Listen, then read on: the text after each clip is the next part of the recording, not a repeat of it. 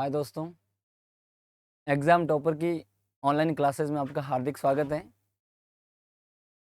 अभी हम शुरू करेंगे बीए प्रथम वर्ष का समाजशास्त्र का जो मॉडल पेपर है, उनको सॉल्व करेंगे हम। और ये उनका समय 3 घंटे का रहेगा और पूर्णांक 80 नंबर है। आगे बढ़ते हैं। ये भाग अ है। सभी 10 प्रश्न अनिवार्य करने हैं। प्रत्येक प्रश्न का उत्तर अधिकतम हमारे को 50 शब्दों में देने हैं। प्रत्येक प्रश्न 2 अंकों का होगा और इस प्रकार से हम आगे करते हैं। पहला प्रश्न है कि भारतीय समाज में विविधता के कोई 2 प्रमुख रूप बताइए। हमारे भारत के अंदर जो भारतीय समाज है, इसके अंदर प्रमुख विविधता एक 2 रूप है, वो कौन-कौन से हैं, वो बताने हैं। ऐसे तो बहुत सारी विविधताओं के रूप है, लेकिन प्रमुख 2 रूपों के बारे में हमारे को वर्णन करना है। भारतीय समाज में विविधता के 2 मुख्य रूप निम्नलिखित हैं। उनमें से पहला है भाषाई विविधता और दूसरा है धार्मिक विविधता। भाषाओं के अंदर हमारे भारत के अंदर बहुत सारी भाषाएं बोली जाती है। जैसे राजस्थानी लोग राजस्थानी बोलते हैं, गुजराती लोग गुजराती बोलते हैं, मराठा लोग मराठी बोलते हैं। उसी प्रकार भारत में धार्मिक विविधता भी है। भारत में सिख है, जैन, ईसाई, यहूदी, हिंदू, ये सारे धर्मों के लोग रहते हैं। तो भारत में मुख्य रूप से हम अगर देखें तो भाषाई विविधता भी विद्यमान है और धार्मिक विविधता भी विद्यमान है। भारत में विभिन्न भाषाई या भाषा परिवार, जिसमें इंडो आर्यन और द्रविड़ की सैकड़ों भाषा और बोलियां बोली जाती हैं। और दूसरा है धार्मिक विविधता। यहाँ हिंदू, मुस्लिम, सिख, ईसाई, जैन, बौद्ध जैसे विभिन्न धर्मों के अनुयायी एक साथ निवास करते हैं। दूसरा प्रश्न है राष्ट्रीय एकीकरण या राष्ट्रीय एकता का अर्थ स्पष्ट कीजिए। हमारा भारत, हमारा राष्ट्र, इसकी जो एकता है, इसका जो एकीकरण है, इसका क्या अर्थ है, उनका हम यहाँ विस्तार से समझाएंगे आपको। राष्ट्रीय एकीकरण एक ऐसी मनोवैज्ञानिक और शैक्षणिक प्रक्रिया है। ये क्या है? एक मनोवैज्ञानिक और शैक्षणिक प्रक्रिया है जिसके द्वारा किसी देश के नागरिकों के दिल में एकता, सुदृढ़ता, संबंधता की भावना विकसित की जाती है। यह विभिन्नताओं के बावजूद सभी नागरिकों में हम की भावना और राष्ट्र के प्रति निष्ठा पैदा करती है। आगे देखते हैं। अगला प्रश्न है आश्रम व्यवस्था क्या है? इसके चारों प्रकारों के नाम बताइए। हमारे हिंदू समाज में जीवन को व्यवस्थित रूप से और ढंग से चलाने के लिए पौराणिक काल से आश्रम व्यवस्थाओं का उल्लेख हमारे को मिलता है और हमने देखा है। और आश्रम व्यवस्था, आश्रम के 4 प्रकार है जिसमें से हम पढ़ेंगे। आश्रम व्यवस्था एक पारंपरिक हिंदू समाज की एक वैज्ञानिक व्यवस्था थी जो मनुष्य की औसत आयु 100 वर्ष मानकर उसे जीवन के विकास के लिए 4 चरणों में विभाजित करती है। इसके 4 प्रकार है। पहला है ब्रह्मचर्य, दूसरा है गृहस्थ, तीसरा वानप्रस्थ और चौथा है संन्यास आश्रम। यानी इंसान की औसत आयु 100 वर्ष मानी गई है और उसमें 25-25 वर्षों के गैप से 4 भागों में इसको बांटा है। और जो पहला आश्रम होता है वो आश्रम होता है ब्रह्मचर्य, दूसरा जो है वो एक गृहस्थ, तीसरा वानप्रस्थ और चौथा संन्यास। पहले आश्रम में क्या होता है कि बच्चे का जन्म होता है और जन्म से लेकर 25 वर्ष की आयु तक उसको शिक्षा के लिए गुरु के पास में भेजा जाता है और वो शिक्षा दीक्षा प्राप्त करता है। दूसरे आश्रम के अंदर वो गृहस्थ जीवन जीता है। जब उसकी शिक्षा पूर्ण हो जाती है फिर वो घर पे आता है और विवाह वगैरह करता है। और अगला है वानप्रस्थ, जिसमें अपना ये गृहस्थ आश्रम पूर्ण होने के बाद में वो वानप्रस्थ की ओर प्रस्थान करता है, वनों में जाता है और ज्ञान की खोज करता है, ईश्वर में विश्वास करने लगता है। और लास्ट में होता है संन्यास आश्रम, जो संन्यास आश्रम अपने पूरे जीवन को सन्यासी के रूप में धारण करके और वो मोक्ष की प्राप्ति की तरफ निकल पड़ता है। अगला है, देखेंगे हम कि प्रश्न है कि पुरुषार्थ का अर्थ समझाइए। पुरुषार्थ, ये पुरुष प्लस अर्थ से बना है, इसका अर्थ क्या होता है वो हम समझते हैं। पुरुषार्थ का अर्थ है मनुष्य के जीवन का उद्देश्य या वह प्रयास जो मानव के कल्याण के लिए आवश्यक हो। यानी मनुष्य के जीवन का उद्देश्य क्या है, या फिर मानव जीवन के लिए कल्याण किस प्रकार होगा, क्या आवश्यक है कल्याण में। यह हिंदू सामाजिक दर्शन का वह आधार है जो मनुष्य के भौतिक और आध्यात्मिक जीवन के बीच संतुलन बनाता है। और इसके अंतर्गत 4 पुरुषार्थ आते हैं। पहला पुरुषार्थ है धर्म, दूसरा है अर्थ, तीसरा है काम और चौथा है मोक्ष। ये 4 पुरुषार्थ हिंदू धर्म के अंदर वर्णित हैं और इन चारों के द्वारा मानव जीवन का कल्याण होता है। आगे बढ़ते हैं। अगला प्रश्न है कि सामाजिक स्त्रीकरण का अर्थ क्या है। सामाजिक स्त्रीकरण, समाज और स्त्रीकरण, स्तर है ना।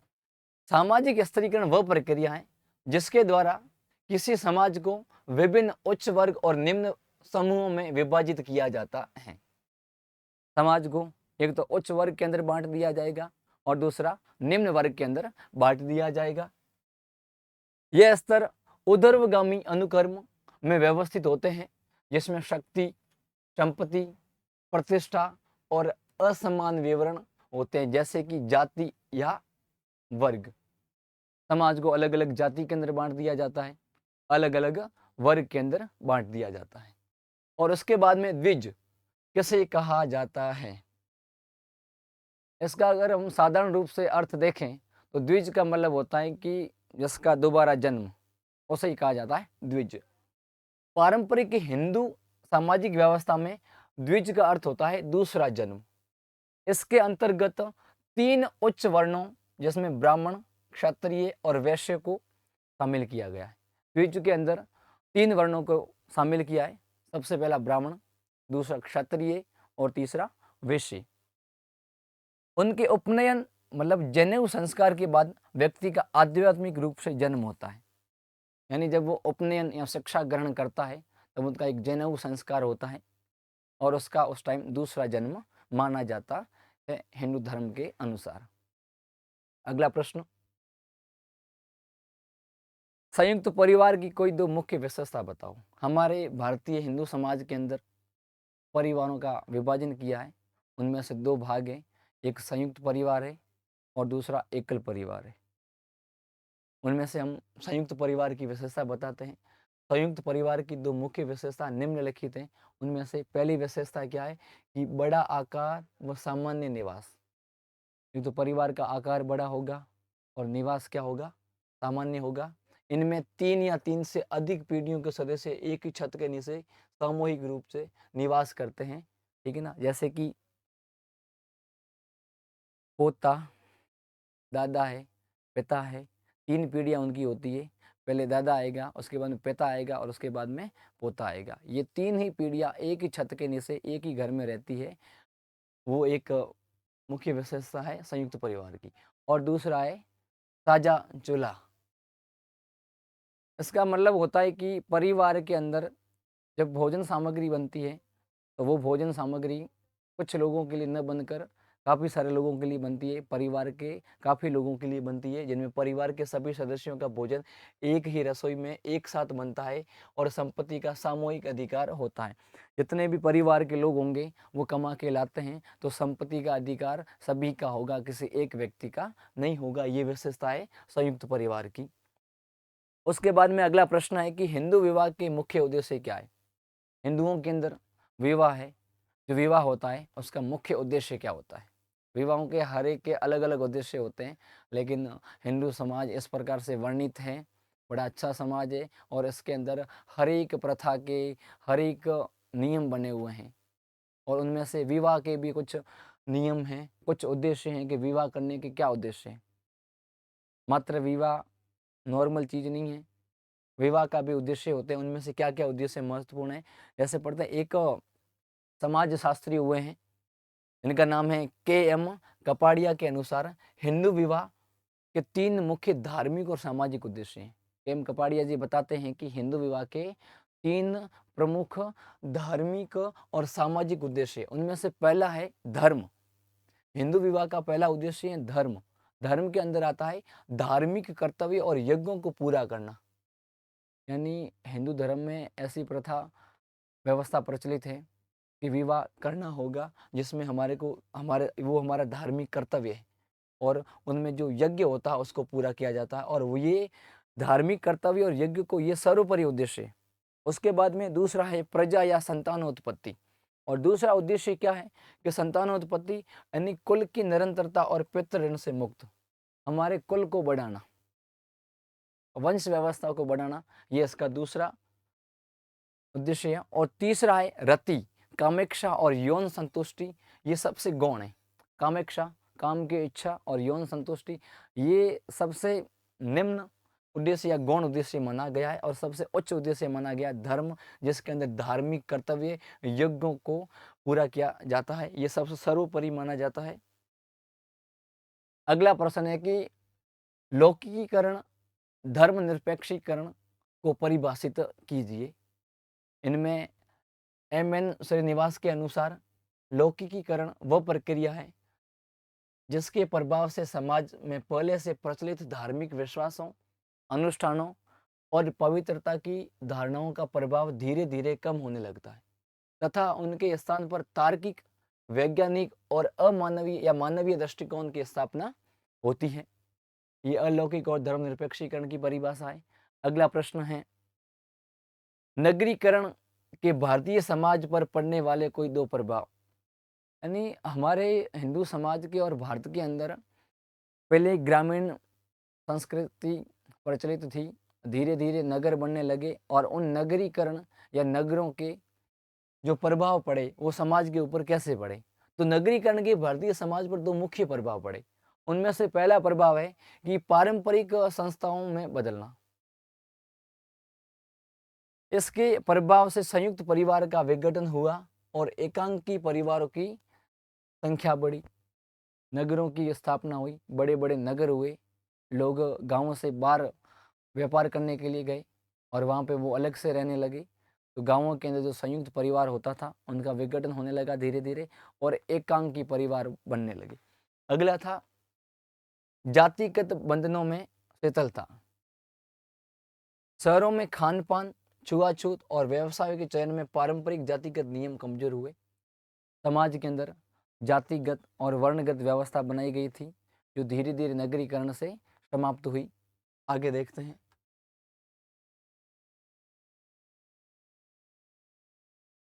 अगर आप विस्तृत जानकारी और अगर ऐप से पढ़ना चाहते हैं तो हमारे पास में ये एक स्कैनर है,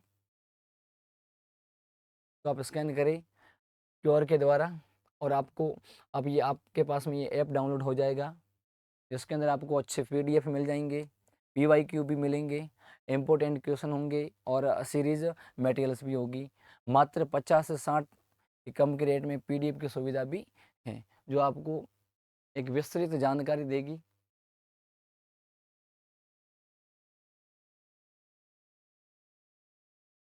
अगर हम हमारी रोज की एक्टिविटी के बारे में, क्लासों के बारे में अगर आपको जानकारी प्राप्त करनी है और एक्टिव रहना है तो ये हमारा टेलीग्राम चैनल है, इसको ज्वाइन करें। और रोज की एक्टिविटी, पीडीएफ वगैरह है, पीवाईक्यू है और क्लासों की जानकारी यहाँ से आपको मिलती रहेगी। एक बार आप जरूर ज्वाइन करें टेलीग्राम चैनल। अगला भाग है मॉडल पेपर का भाग ब। प्रत्येक इकाई से एक प्रश्न का चयन करते हुए कुल 5 प्रश्नों के उत्तर दीजिए। प्रत्येक प्रश्न में आंतरिक विकल्प अथवा दिया गया प्रत्येक प्रश्न 12 अंकों का होगा। कितने अंकों का होगा? 12 अंकों का होगा। उनमें हम देखते हैं इकाई फर्स्ट में प्रश्न 2, भारतीय समाज और संस्कृति की मुख्य विशेषताओं का सविस्तार वर्णन कीजिए तथा स्पष्ट कीजिए कि भारत में विविधता में भी एकता निहित है। इसमें हमारे को भारतीय समाज और संस्कृति की प्रमुख विशेषताओं का वर्णन करना है और हमारे को यह स्पष्ट करना है कि भारत में विविधता है फिर भी वो एकता से रहते हैं। यहाँ पे अलग अलग धर्म के लोग रहते हैं, अलग अलग क्षेत्र हैं, अलग अलग भाषाएं विद्यमान हैं, फिर भी वो एकता के सूत्र में बंधे हुए हैं, तो उनका हम वर्णन करते हैं। भारतीय समाज और संस्कृति अपनी निरंतरता, सहिष्णुता और अनुशीलनता के लिए विश्व भर में जानी जाती है। यहाँ बाह्य रूप से अनेक विभिन्नताएं होने के बावजूद आंतरिक रूप में एक गहरी सांस्कृतिक समानता पाई जाती है। भारतीय समाज में बाहरी रूप से अनेक विविधता है, लेकिन लोगों के आंतरिक रूप से, लोगों के मन में, मनोवैज्ञानिक दृष्टि से लोगों में एकता का, बंधुत्व का, भाईचारा का संदेश हमेशा ही रहता है। आगे देखते हैं। पहली विशेषता है भारतीय समाज और संस्कृति की मुख्य विशेषता इस प्रकार है। पहला है कि प्राचीनता और निरंतरता। भारतीय समाज में प्राचीनता विद्यमान है और निरंतरता। विश्व की कई प्राचीन संस्कृतियां समय के साथ नष्ट हो गई, लेकिन भारतीय संस्कृति हजारों वर्षों के बाद भी अपने मूल रूप, वैदिक मूल्य और दार्शनिक आधार के साथ आज भी जीवित है। विश्व के अंदर बहुत सारी संस्कृतियां आई और बहुत सारी संस्कृतियां गई, लेकिन जो भारतीय संस्कृति है, जो भारतीय समाज है, वो आज भी विद्यमान है, सदियों से विद्यमान रहा है, आज भी है और आगे भी रहेगा। क्योंकि हमारे संस्कृति के अंदर इतना लचीलापन है, इतना भाईचारा है, इतना एकता है। दूसरा पॉइंट है कि आध्यात्मिकता और भौतिकता का समन्वय।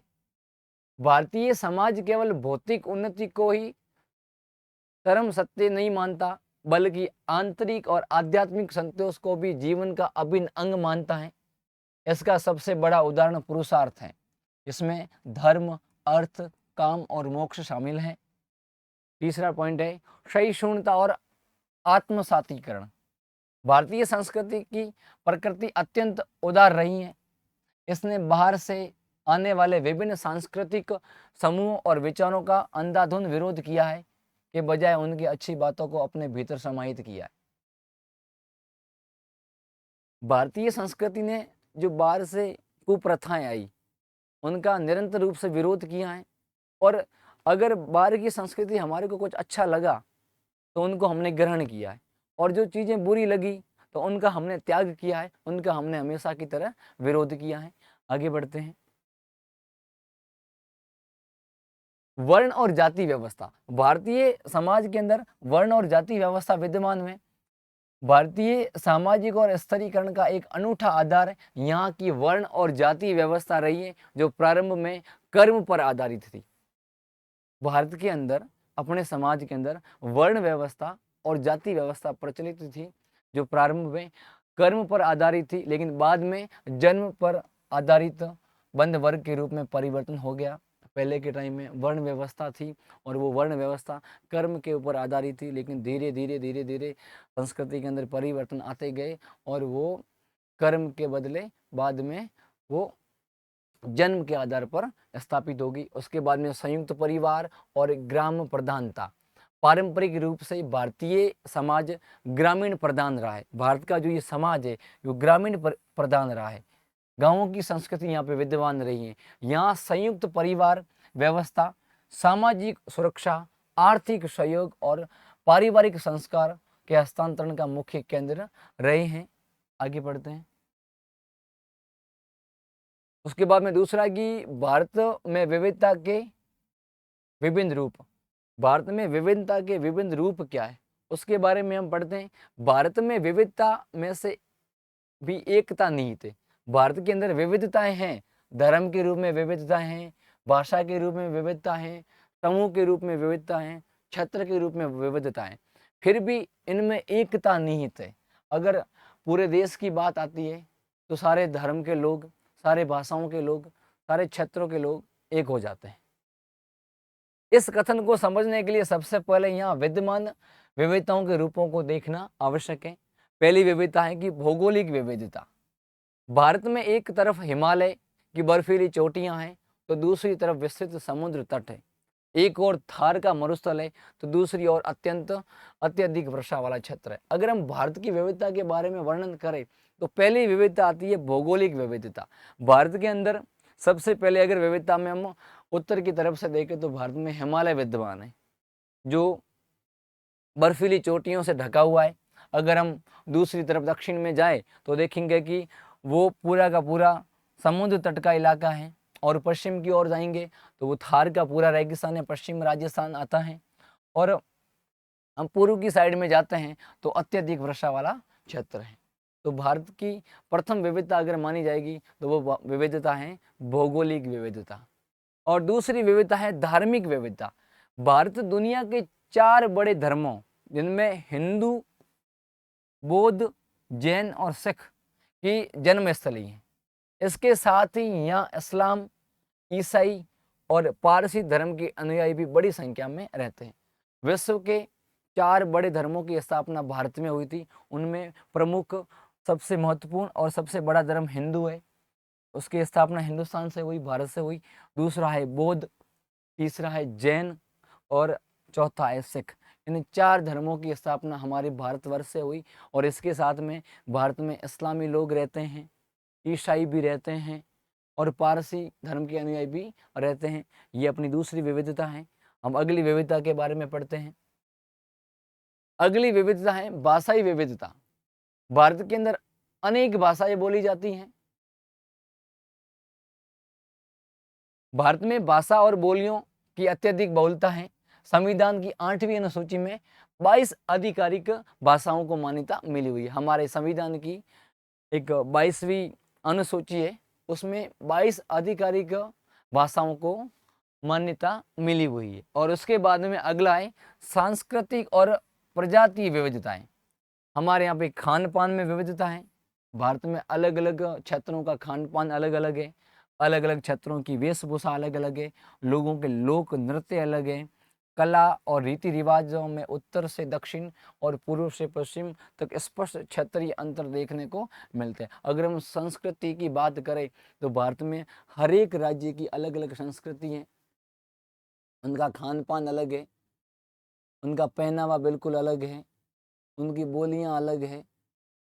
तो भी इतनी विविधता होने के बाद में भी भारत के लोग एकता के सूत्र में बंधे हुए हैं। अगली विविधता के बारे में हम बात करेंगे। अगला है कि विविधता में एकता के अंतर्निहित तत्व, एकता का सूत्र। पूरे भारतवर्ष में भौगोलिक विविधता है, सांस्कृतिक विविधता है, भाषाई विविधता है, फिर भी एकता निहित है लोगों के अंदर। पूरे भारतवर्ष के अंदर इतनी विविधता होने के बाद भी एकता निहित है। उनमें इस अत्यधिक बाह्य विविधता के बावजूद भारतीय समाज आंतरिक रूप से एक सुदृढ़ सांस्कृतिक सूत्र में बंधा है, जिसके प्रमुख आधार निम्नलिखित है।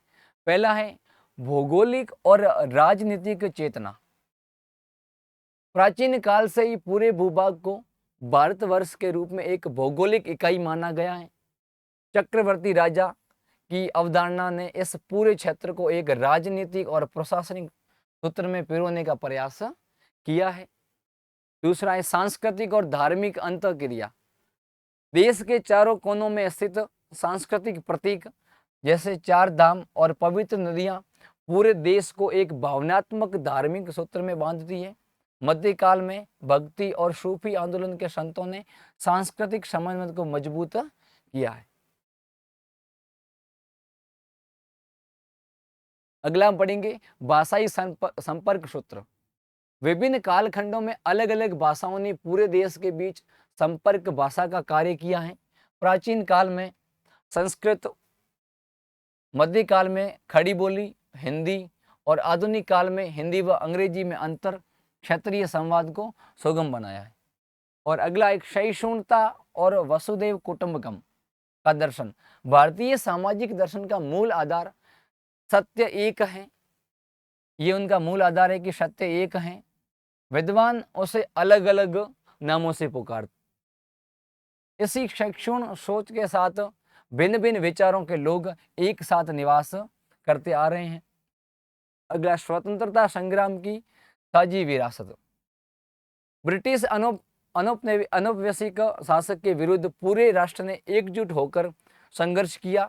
इसी साझी ऐतिहासिक विरासत और राष्ट्रीय आंदोलन के क्षेत्रीय व भाषाई सीमाओं को तोड़कर आधुनिक भारतीयता की भावनाओं को सुदृढ़ किया। लास्ट वाली कि स्वतंत्रता संग्राम था, जब ब्रिटिश या ईस्ट इंडिया कंपनी का राज था भारत में, तब प्रत्येक समाज के लोगों ने, अलग अलग भाषाओं के लोगों ने यहाँ पर एकता का काम किया और स्वतंत्रता संग्राम में महत्वपूर्ण रूप से योगदान दिया। अगला इकाई एक अथवा में है प्रश्न, अथवा में आप कर सकते हो। उनमें पहला है कि राष्ट्रीय एकता या एकीकरण से आप क्या समझते हैं। राष्ट्र की एकता या एकीकरण से आप क्या समझते हैं, इसके मार्ग में आने वाली प्रमुख बाधाओं की विवेचना कीजिए। राष्ट्रीय एकता के मार्ग में कौन कौन सी बाधाएं आती है, उनकी हम विवेचना करते हैं, देखते हैं। राष्ट्रीय एकीकरण एक ऐसी जटिल सामाजिक, राजनीतिक और मनोवैज्ञानिक प्रक्रिया है। राष्ट्रीय एकीकरण एक जटिल सामाजिक प्रक्रिया है, राजनीतिक प्रक्रिया है और मनोवैज्ञानिक प्रक्रिया है, जो किसी राष्ट्र के भीतर मौजूद विभिन्न विविधताओं को बनाए रखते हुए नागरिकों में एकता और राष्ट्र के प्रति सर्वोच्च निष्ठा उत्पन्न करती है। स्वतंत्रता के बाद से ही भारतीय समाज में इस एकीकरण के मार्ग में कई आंतरिक चुनौतियां और बाधाएं उत्पन्न हुई। उनमें पहला है राष्ट्रीय एकता, एकीकरण की अवधारणा और अर्थ। अब एकीकरण की अवधारणा क्या है, उसका अर्थ क्या है, वो हम पढ़ते हैं। अर्थ और परिभाषा। राष्ट्रीय एकीकरण वह प्रक्रिया है जिसके द्वारा किसी राष्ट्र के विभिन्न सांस्कृतिक, धार्मिक और भाषाई क्षेत्रीय समूहों में एक साझी पहचान और संबद्धता की भावना विकसित करना है। इसका तात्पर्य है कि सामाजिक एक रूपता थोपना नहीं, बल्कि विविधताओं को सह-अस्तित्व को स्वीकार करते हुए सभी नागरिकों को हम की भावना विकसित करना। यानी बहुत सारी विविधताएं, फिर भी लोगों के मन में एक हम की भावना का विकास करना कि हम सारे भारत के लोग एक हैं, उसका विकास करना। अगला हम पढ़ते हैं, एक मिनट आप ये देखें एक बार पीडीएफ।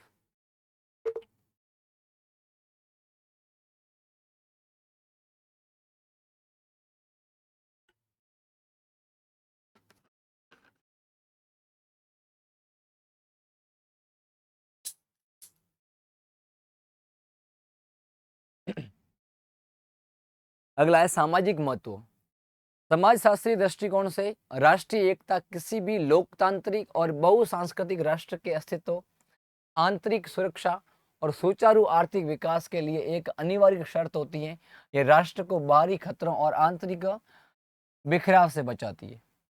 अगला है राष्ट्रीय एकता के मार्ग में आने वाली प्रमुख बाधाएं, कि राष्ट्र के अंदर जो एकता है उसके अंदर कौन कौन सी बाधाएं आती है, कौन कौन सी रुकावटें आती है, उनके बारे में हम वर्णन करेंगे। जातिवाद। पहली बाधा राष्ट्रीय एकता के अंदर पहली बाधा आती है जातिवाद। भारतीय सामाजिक स्तरीकरण में राष्ट्रीय हितों की तुलना में अपनी विशिष्ट जाति के हितों को सर्वोपरि समझना और अन्य जातियों के प्रति दूरी और वैमनस्य का बढ़ावा देना जातिवाद कहलाता है। ये राजनीतिक चुनाव, मतदान व्यवहार और रोजगार में पक्षपात को जन्म देता है, जिसके व्यापक सामाजिक समरता खंडित होती है। राष्ट्रीय एकता के अंदर सबसे घातक चीज और सबसे खतरनाक अगर कोई बाधा आती है तो वो आती है जातिवाद। जहाँ सभी के विकास की बात आती है, वहाँ पे उच्च श्रेणी में उच्च पद के अंदर बैठे हुए लोग या कुछ ऐसे लोग जो अपने जातियों का भला चाहते हैं और उसके लिए देश हित में या देश हित का नुकसान कर बैठते हैं। और दूसरी बाधा है क्षेत्रवाद। इसमें क्या होता है कि लोग एक ही क्षेत्र के या अपने क्षेत्र के लोगों का पक्ष रखते हैं और दूसरे क्षेत्र के लोगों से दूरियां बनाने का कार्य करते हैं। उनमें क्षेत्रवाद में संपूर्ण राष्ट्र के कल्याण की उपेक्षा करके अपने विशिष्ट भौगोलिक क्षेत्र या राज्य में स्वार्थों को अधिक प्राथमिकता देना, यानी अपने ही क्षेत्र के लोगों को या अपने ही क्षेत्र को अधिक प्राथमिकता देना, अदर क्षेत्र के या दूसरे क्षेत्र के लोगों को इतनी प्राथमिकता नहीं देना। इसके कारण अंतर जातीय सीमा विवाद, और इसी के कारण होता है अंतर राज्य सीमा विवाद, नदी जल बंटवारे के संघर्ष और बाहरी नागरिकों का हिंसक विरोध। एक राज्य के अंदर जो नदी बहती है, अगर वो दूसरे राज्य में चली जाए तो उनमें पानी के बंटवारे को लेकर विवाद हो जाता है, सीमा को लेकर विवाद हो जाता है, जैसे धरती पुत्र की अवधारणा जैसी प्रवृत्तियां पनपती है। और अगला है सांप्रदायिकता। ये भी राष्ट्र की एकता में प्रमुख बाधा है, जिसमें धार्मिक उग्रवाद कहते हैं, अपने धार्मिक समूहों को अन्य धर्मों से श्रेष्ठ और उनके हितों को परस्पर विरोधी समझना, यानी अपने धर्म को या अपनी धार्मिक संस्कृति को श्रेष्ठ मानना, दूसरे धर्म को या दूसरे धर्म की संस्कृति को निम्न मानना, ये सबसे बड़ी बाधा है जो राजनीतिक स्वार्थ के कारण जब धार्मिक पहचान का दुरुपयोग किया जाता है तो समाज में असहिष्णुता, घृणा और दंगे भड़कते हैं। जब राजनीति के अंदर जब चुनाव का टाइम होता है उस टाइम धर्म को लेकर वोट बैंक बढ़ाया जाता है, धर्मों का बंटवारा किया जाता है, किसी धर्म को ऊपर बता दिया जाता है, किसी धर्म को नीचा बता दिया जाता है और फिर वो सांप्रदायिकता का रूप ले लेते हैं, असहिष्णुता उत्पन्न होती है, घृणा उत्पन्न होती है और दंगे उत्पन्न होते हैं।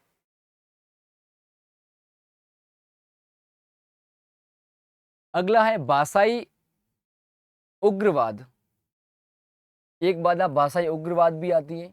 भारत एक बहुभाषी देश है, भारत के अंदर अनेक भाषाएं बोली जाती है, एक भाषा नहीं बोली जाती, परंतु अपनी प्रांतीय भाषा के प्रति अंधाधुंध मोह रखना और दूसरी क्षेत्रीय भाषाओं के अस्तित्व को हीन समझना भाषाई कट्टरता को जन्म देती है। यानी अपना जो क्षेत्र है या जो अपने क्षेत्र की भाषा है उसको ज़्यादा महत्व देना, दूसरा जो क्षेत्र है या दूसरे क्षेत्र की जो भाषा है उसको कम महत्व देना, ये भी एक उसकी प्रमुख बाधा है।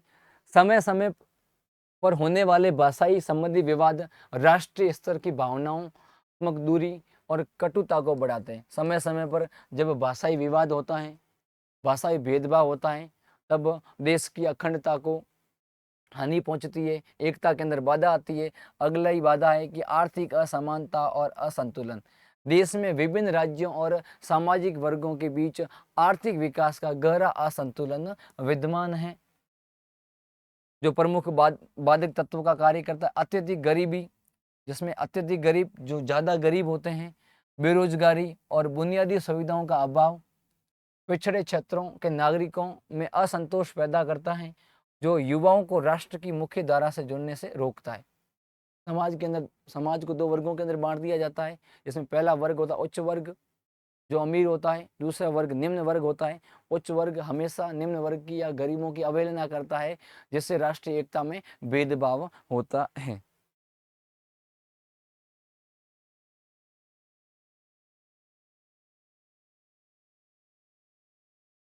इकाई 2 में प्रश्न नंबर तीसरा है कि पारंपरिक हिंदू समाज की मूल अवधारणाओं के रूप में आश्रम व्यवस्था और कर्म के सिद्धांत की समाजशास्त्रीय विवेचना कीजिए। यानी आश्रम व्यवस्था क्या है और कर्म के सिद्धांत क्या है, उनके बारे में हम उनकी जानकारी लेते हैं।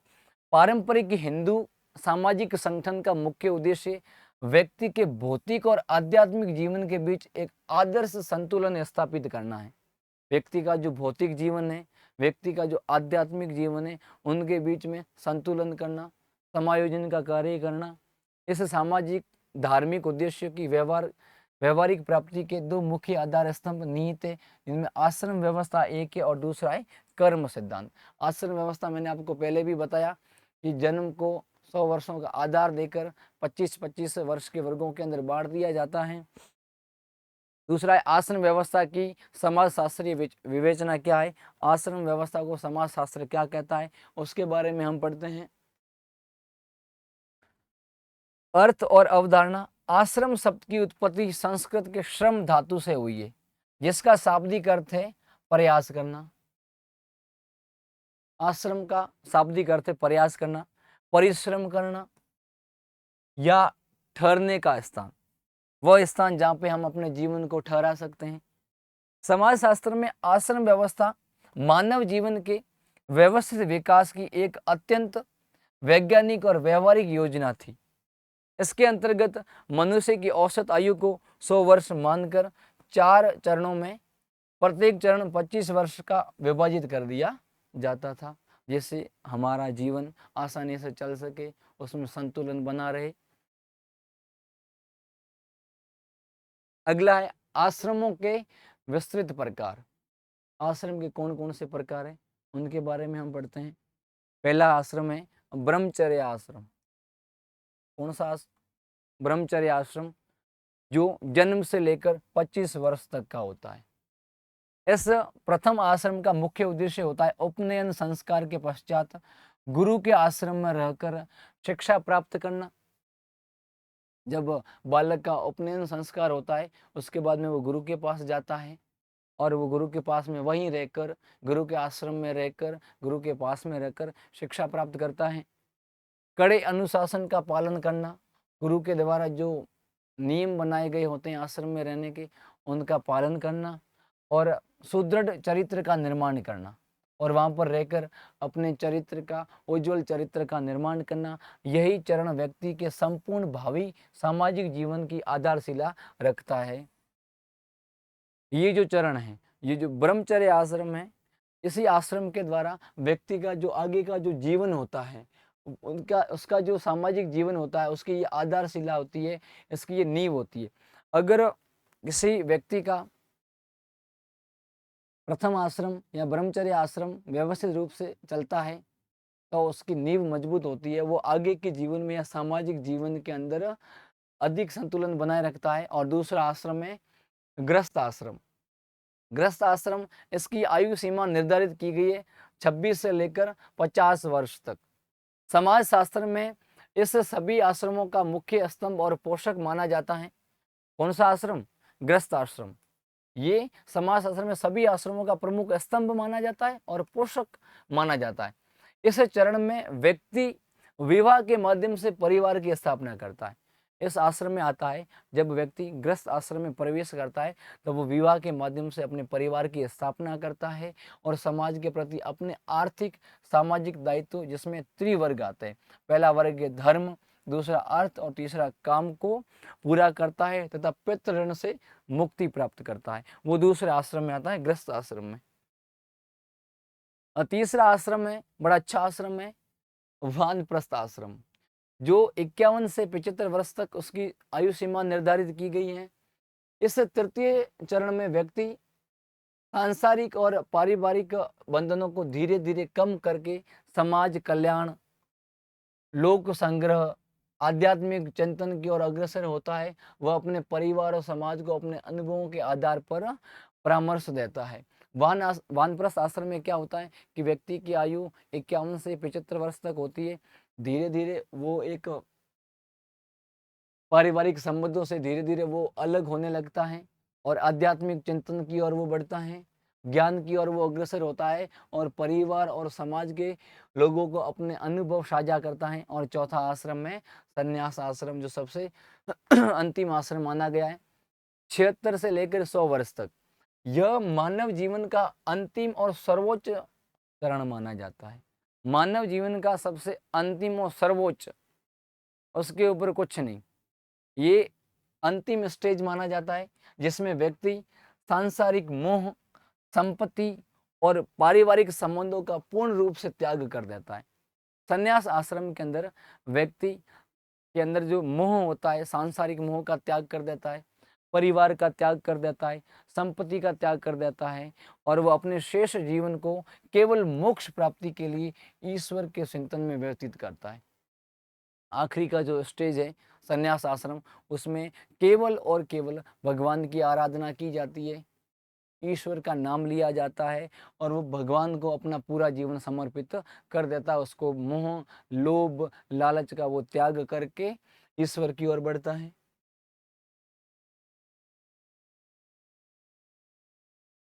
अगला है समाज शास्त्रीय महत्व। क्या महत्व है? आश्रम व्यवस्था ने समाज में आयु के अनुसार भूमिका और सामाजिक उत्तराधिकारी का अत्यंत स्पष्ट विभाजन किया है। इसने युवा पीढ़ी को पूरी तरह से ज्ञानार्जन का अवसर दिया है कि युवा पीढ़ी पूरी की पूरी वो ज्ञान का अर्जन करे, ज्ञान प्राप्त करे, ज़्यादा से ज़्यादा ज्ञान की बढ़ोतरी करे। आगे लगा कि जो वयस्क पीढ़ी हो उसको आर्थिक उत्पादन और पारिवारिक निरंतरता की जिम्मेदारी दिए, सौंपी है। भाई जो युवा होगा वो सबसे ज़्यादा ज्ञान को ग्रहण करेगा, ज्ञान की ओर जाएगा, उसके बाद में वो धीरे धीरे आगे बढ़ेगा और वो वयस्क होगा तब उसको आर्थिक उत्पादन, पैसे कमाने, संपत्ति को इकट्ठा करना और परिवार की जो निरंतर जिम्मेदारियां हैं उसका निर्वहन करना और लास्ट में वृद्ध पीढ़ी में संचित अनुभवों का लाभ समाज को दिलाया जाता है। और लास्ट के अंदर जब वो वृद्ध हो जाता है वो पूर्ण रूप से परिपक्व माना जाता है। एक वृद्ध व्यक्ति पूर्ण रूप से परिपक्व माना जाएगा। उसने अपने जीवन में बहुत सारे अनुभव किए, अनुभव लिए और वो उन्हीं अनुभवों को समाज के अंदर साझा करता है, समाज को एक नई दिशा प्रदान करता है। आगे लिखा कि इस सुव्यवस्थित विभाजन के कारण समाज में कभी भी पीढ़ीगत संघर्ष या मानसिक तनाव की स्थिति उत्पन्न नहीं होती है। जिस प्रकार से एक जीवन का सुव्यवस्थित विभाजन किया है, तो उस विभाजन के अनुसार अगर मानव का जीवन व्यतीत होता है या मानव उसी विभाजन के अनुसार चलता है, तो उनमें कोई तनाव उत्पन्न नहीं होता है और सामाजिक पीढ़ियों के अंदर कोई भी संघर्ष की व्यवस्था या संघर्ष की स्थिति पैदा नहीं होती है, मानसिक तनाव नहीं होता है और बड़े आराम से अपना जीवन व्यतीत करता है। अगला है कि कर्म के सिद्धांत की समाजशास्त्रीय विवेचना। कर्म का सिद्धांत क्या है और उसको समाज शास्त्र क्या कहता है, इसके बारे में पढ़ते हैं। अर्थ और मूल अवधारणा। कर्म का सिद्धांत भारतीय सामाजिक जीवन का सबसे महत्वपूर्ण नैतिक, तार्किक और दार्शनिक आधार है। कर्म का जो सिद्धांत है वो भारतीय सामाजिक जीवन का एक तो नैतिक, एक तार्किक और एक दार्शनिक आधार है। इसका सीधा और सार्वभौमिक नियम यह है कि व्यक्ति को अपने द्वारा किए गए प्रत्येक अच्छे या बुरे कर्म का फल अनिवार्य रूप से भुगतना पड़ता है। इसके अंदर हमारे को कर्म के अंदर हम शुरुआत से या छोटे से हम सुनते आ रहे हैं, पढ़ते आ रहे हैं कि कर्म करो फल की इच्छा मत करो। यानी व्यक्ति अपने जीवन में जो कर्म करेगा उनके फल उनको भोगने पड़ेंगे। अगर वो बुरे कर्म करता है तो उनको आगे बुरे परिणाम मिलेंगे, अगर वो अच्छे कर्म करता है तो उनको आगे अच्छे परिणाम मिलेंगे। ये सिद्धांत पुनर्जन्म और आत्मा की अमरता की सामाजिक अवधारणा से अटूट रूप से जुड़ा हुआ है। तो ये हम सुनते हैं कि कर्म पर निर्भर करता है, कर्म होता है, तो ये सिद्धांत जो है वो पुनर्जन्म के ऊपर निर्भर है और आत्मा की अमरता यानी आत्मा अमर है और इंसान का पुनर्जन्म होगा और जैसा वो वर्तमान में कर्म कर रहा है तो आगे आने वाले समय के अंदर या अगले जीवन के अंदर वर्तमान कर्म का उनको फल मिलेगा। और जो वर्तमान के अंदर इंसान अगर वो सुखी है या दुखी है तो उन्होंने जो पिछले जन्म के अंदर जो कर्म किए वही कर्म लौट कर अब भी आ रहे। इसके अनुसार व्यक्ति की वर्तमान जीवन की सामाजिक और आर्थिक परिस्थितियां उसके पिछले जन्मों के कर्मों का ही परिणाम होती है और उसका वर्तमान कर्म भविष्य का निर्धारण होता है। यानी जो व्यक्ति की जो वर्तमान स्थिति है वो उसके पिछले जन्म के जो कर्म है उसके ऊपर निर्भर करती है और उसका आगे आने वाला जीवन है उसका निर्धारण वर्तमान करेगा। वर्तमान में हम कैसे कर्म करते हैं वैसे ही फल हमारे को आगे मिलेंगे और पिछले जन्म में हमने कैसे कर्म किए थे वही फल अभी हमारे को मिल रहे हैं। अगला है कि कर्मों का समाज शास्त्रीय वर्गीकरण। कर्मों का वर्गीकरण किया गया है और वो समाज शास्त्र के अनुसार किया गया है, वो हम पढ़ते हैं।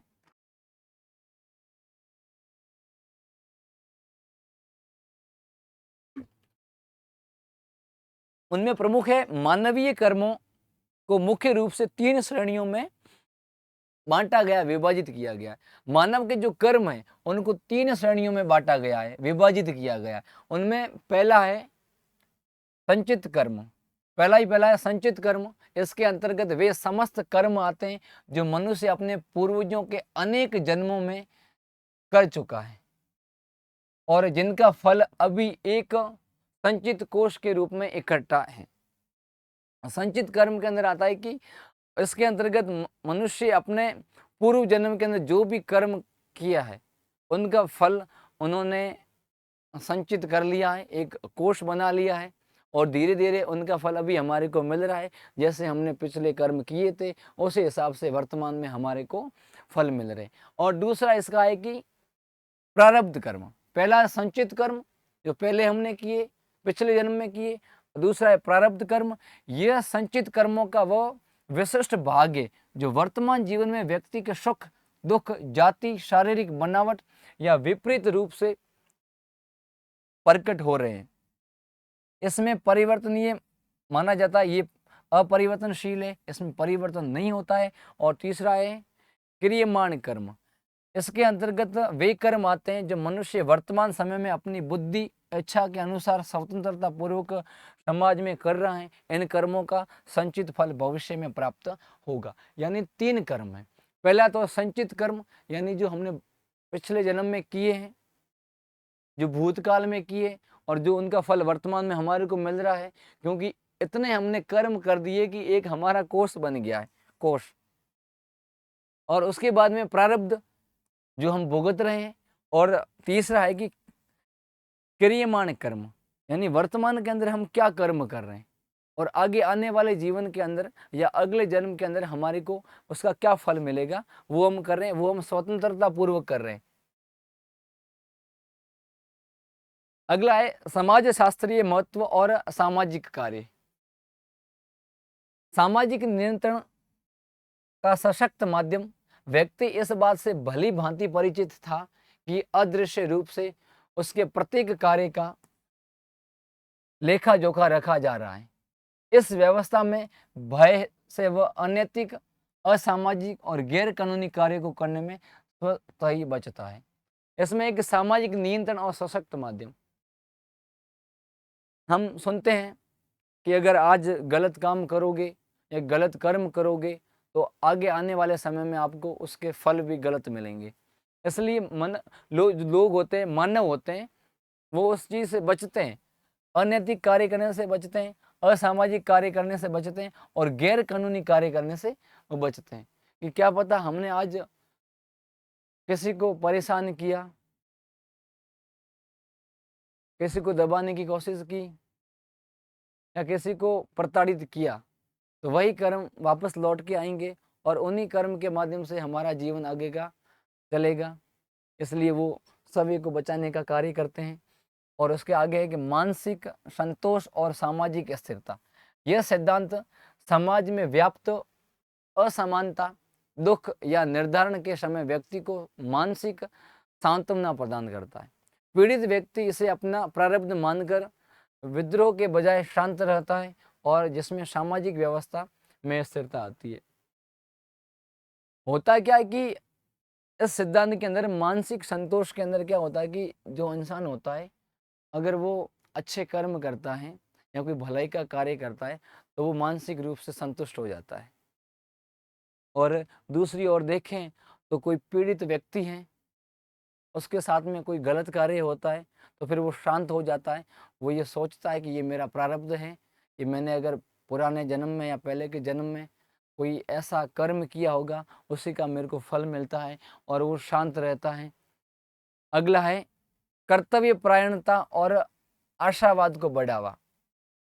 यह सिद्धांत व्यक्ति को भाग्यवादी नहीं बनाता, बल्कि यह संदेश देता है कि उसका भविष्य पूरी तरह उसके अपने हाथों में है। इसलिए यह मनुष्य को निरंतर अच्छे कार्य करने की प्रेरणा देता है। अगला इकाई 2 अथवा के अंदर है। इसमें कि पुरुषार्थ का अर्थ स्पष्ट कीजिए। पुरुषार्थ क्या होता है और इसके विभिन्न प्रकारों का उल्लेख करते हुए हिंदू समाज में संस्कारों के समाज शास्त्रीय महत्व की व्याख्या कीजिए। संस्कार में आपको पता होते हैं हिंदू समाज के अंदर 16 संस्कार होते हैं। उत्तर देखते हैं हम।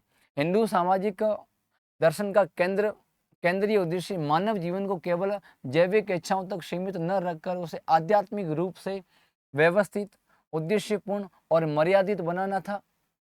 इस सामाजिक उद्देश्य को व्यवहारिक रूप प्रदान करने के लिए पुरुषार्थ को जीवन के मार्गदर्शन लक्ष्यों के रूप में स्थापित किया।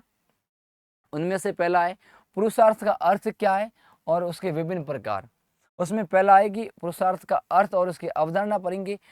पुरुषार्थ शब्द पुरुष यानी मनुष्य और अर्थ का मतलब होता है उद्देश्य मूल के मेल से बना है, जिसका शाब्दिक अर्थ है मनुष्य के लिए करने योग्य प्रयास या जीवन का लक्ष्य। यह जीवन के भौतिक, जैविक और आध्यात्मिक लक्ष्यों के बीच समन्वय बनाता है। पुरुषार्थ के 4 प्रमुख प्रकार है। पुरुषार्थ के कितने प्रकार हैं? 4 प्रमुख प्रकार बताएं। उनमें से पहला प्रकार है धर्म। यह 4 पुरुषार्थों में सबसे प्रथम माना जाता है। आधारभूत और नियंत्रक मूल्य हैं। इसका तात्पर्य नैतिक व्यवहार या नैतिक कर्तव्य, सदाचार, सामाजिक नियमों का पालन और समाज के प्रति अपनी भूमिका को पूरी ईमानदारी से निभाना, ये शेष पुरुषार्थ को मर्यादित करता है।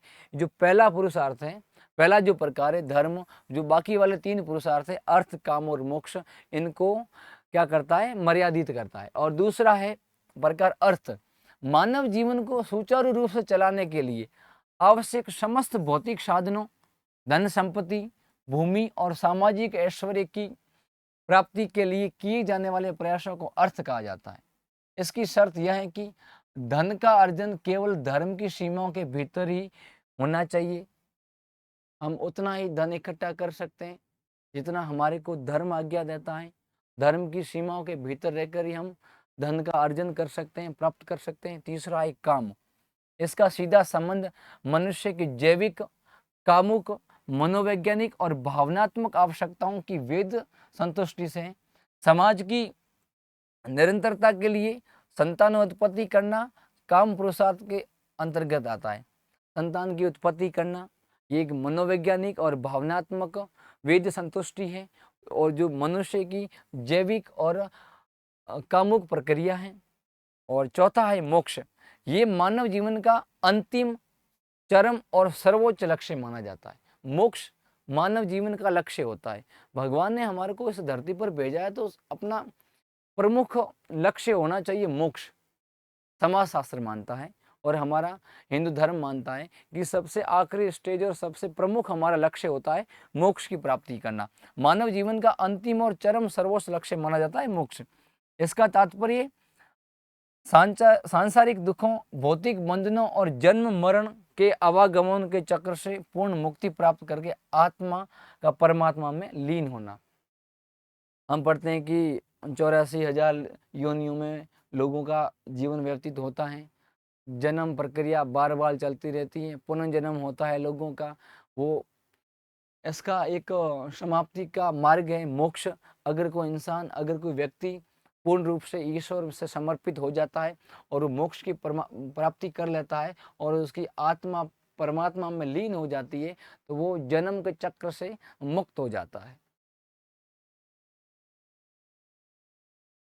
अगला है हिंदू समाज में संस्कारों का समाजशास्त्रीय महत्व। हिंदू समाज के अंदर 16 संस्कार बताए गए, उनका समाज शास्त्रीय महत्व क्या है उसके बारे में हम पढ़ते हैं। आगे देखो, लिखा है कि संस्कारों का अर्थ और स्वरूप। संस्कार शब्द का अर्थ है शुद्धिकरण, परिमार्जन, सुधार करना या व्यक्ति को सुसंस्कृत बनाना।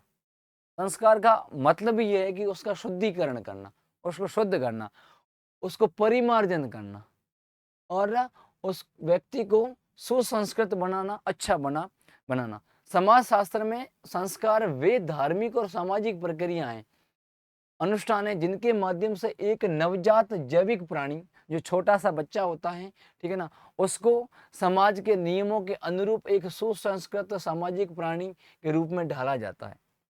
एक बच्चा होता है, वो बड़ा क्रियाशील बच्चा होता है, उसको जिस ओर हम लेके जाएंगे वो बच्चा अपने जीवन को उसी ओर लेके जाएगा। हिंदू सामाजिक व्यवस्था में 16 संस्कारों का वर्णन आता है। मुख्य रूप से 16 संस्कार है।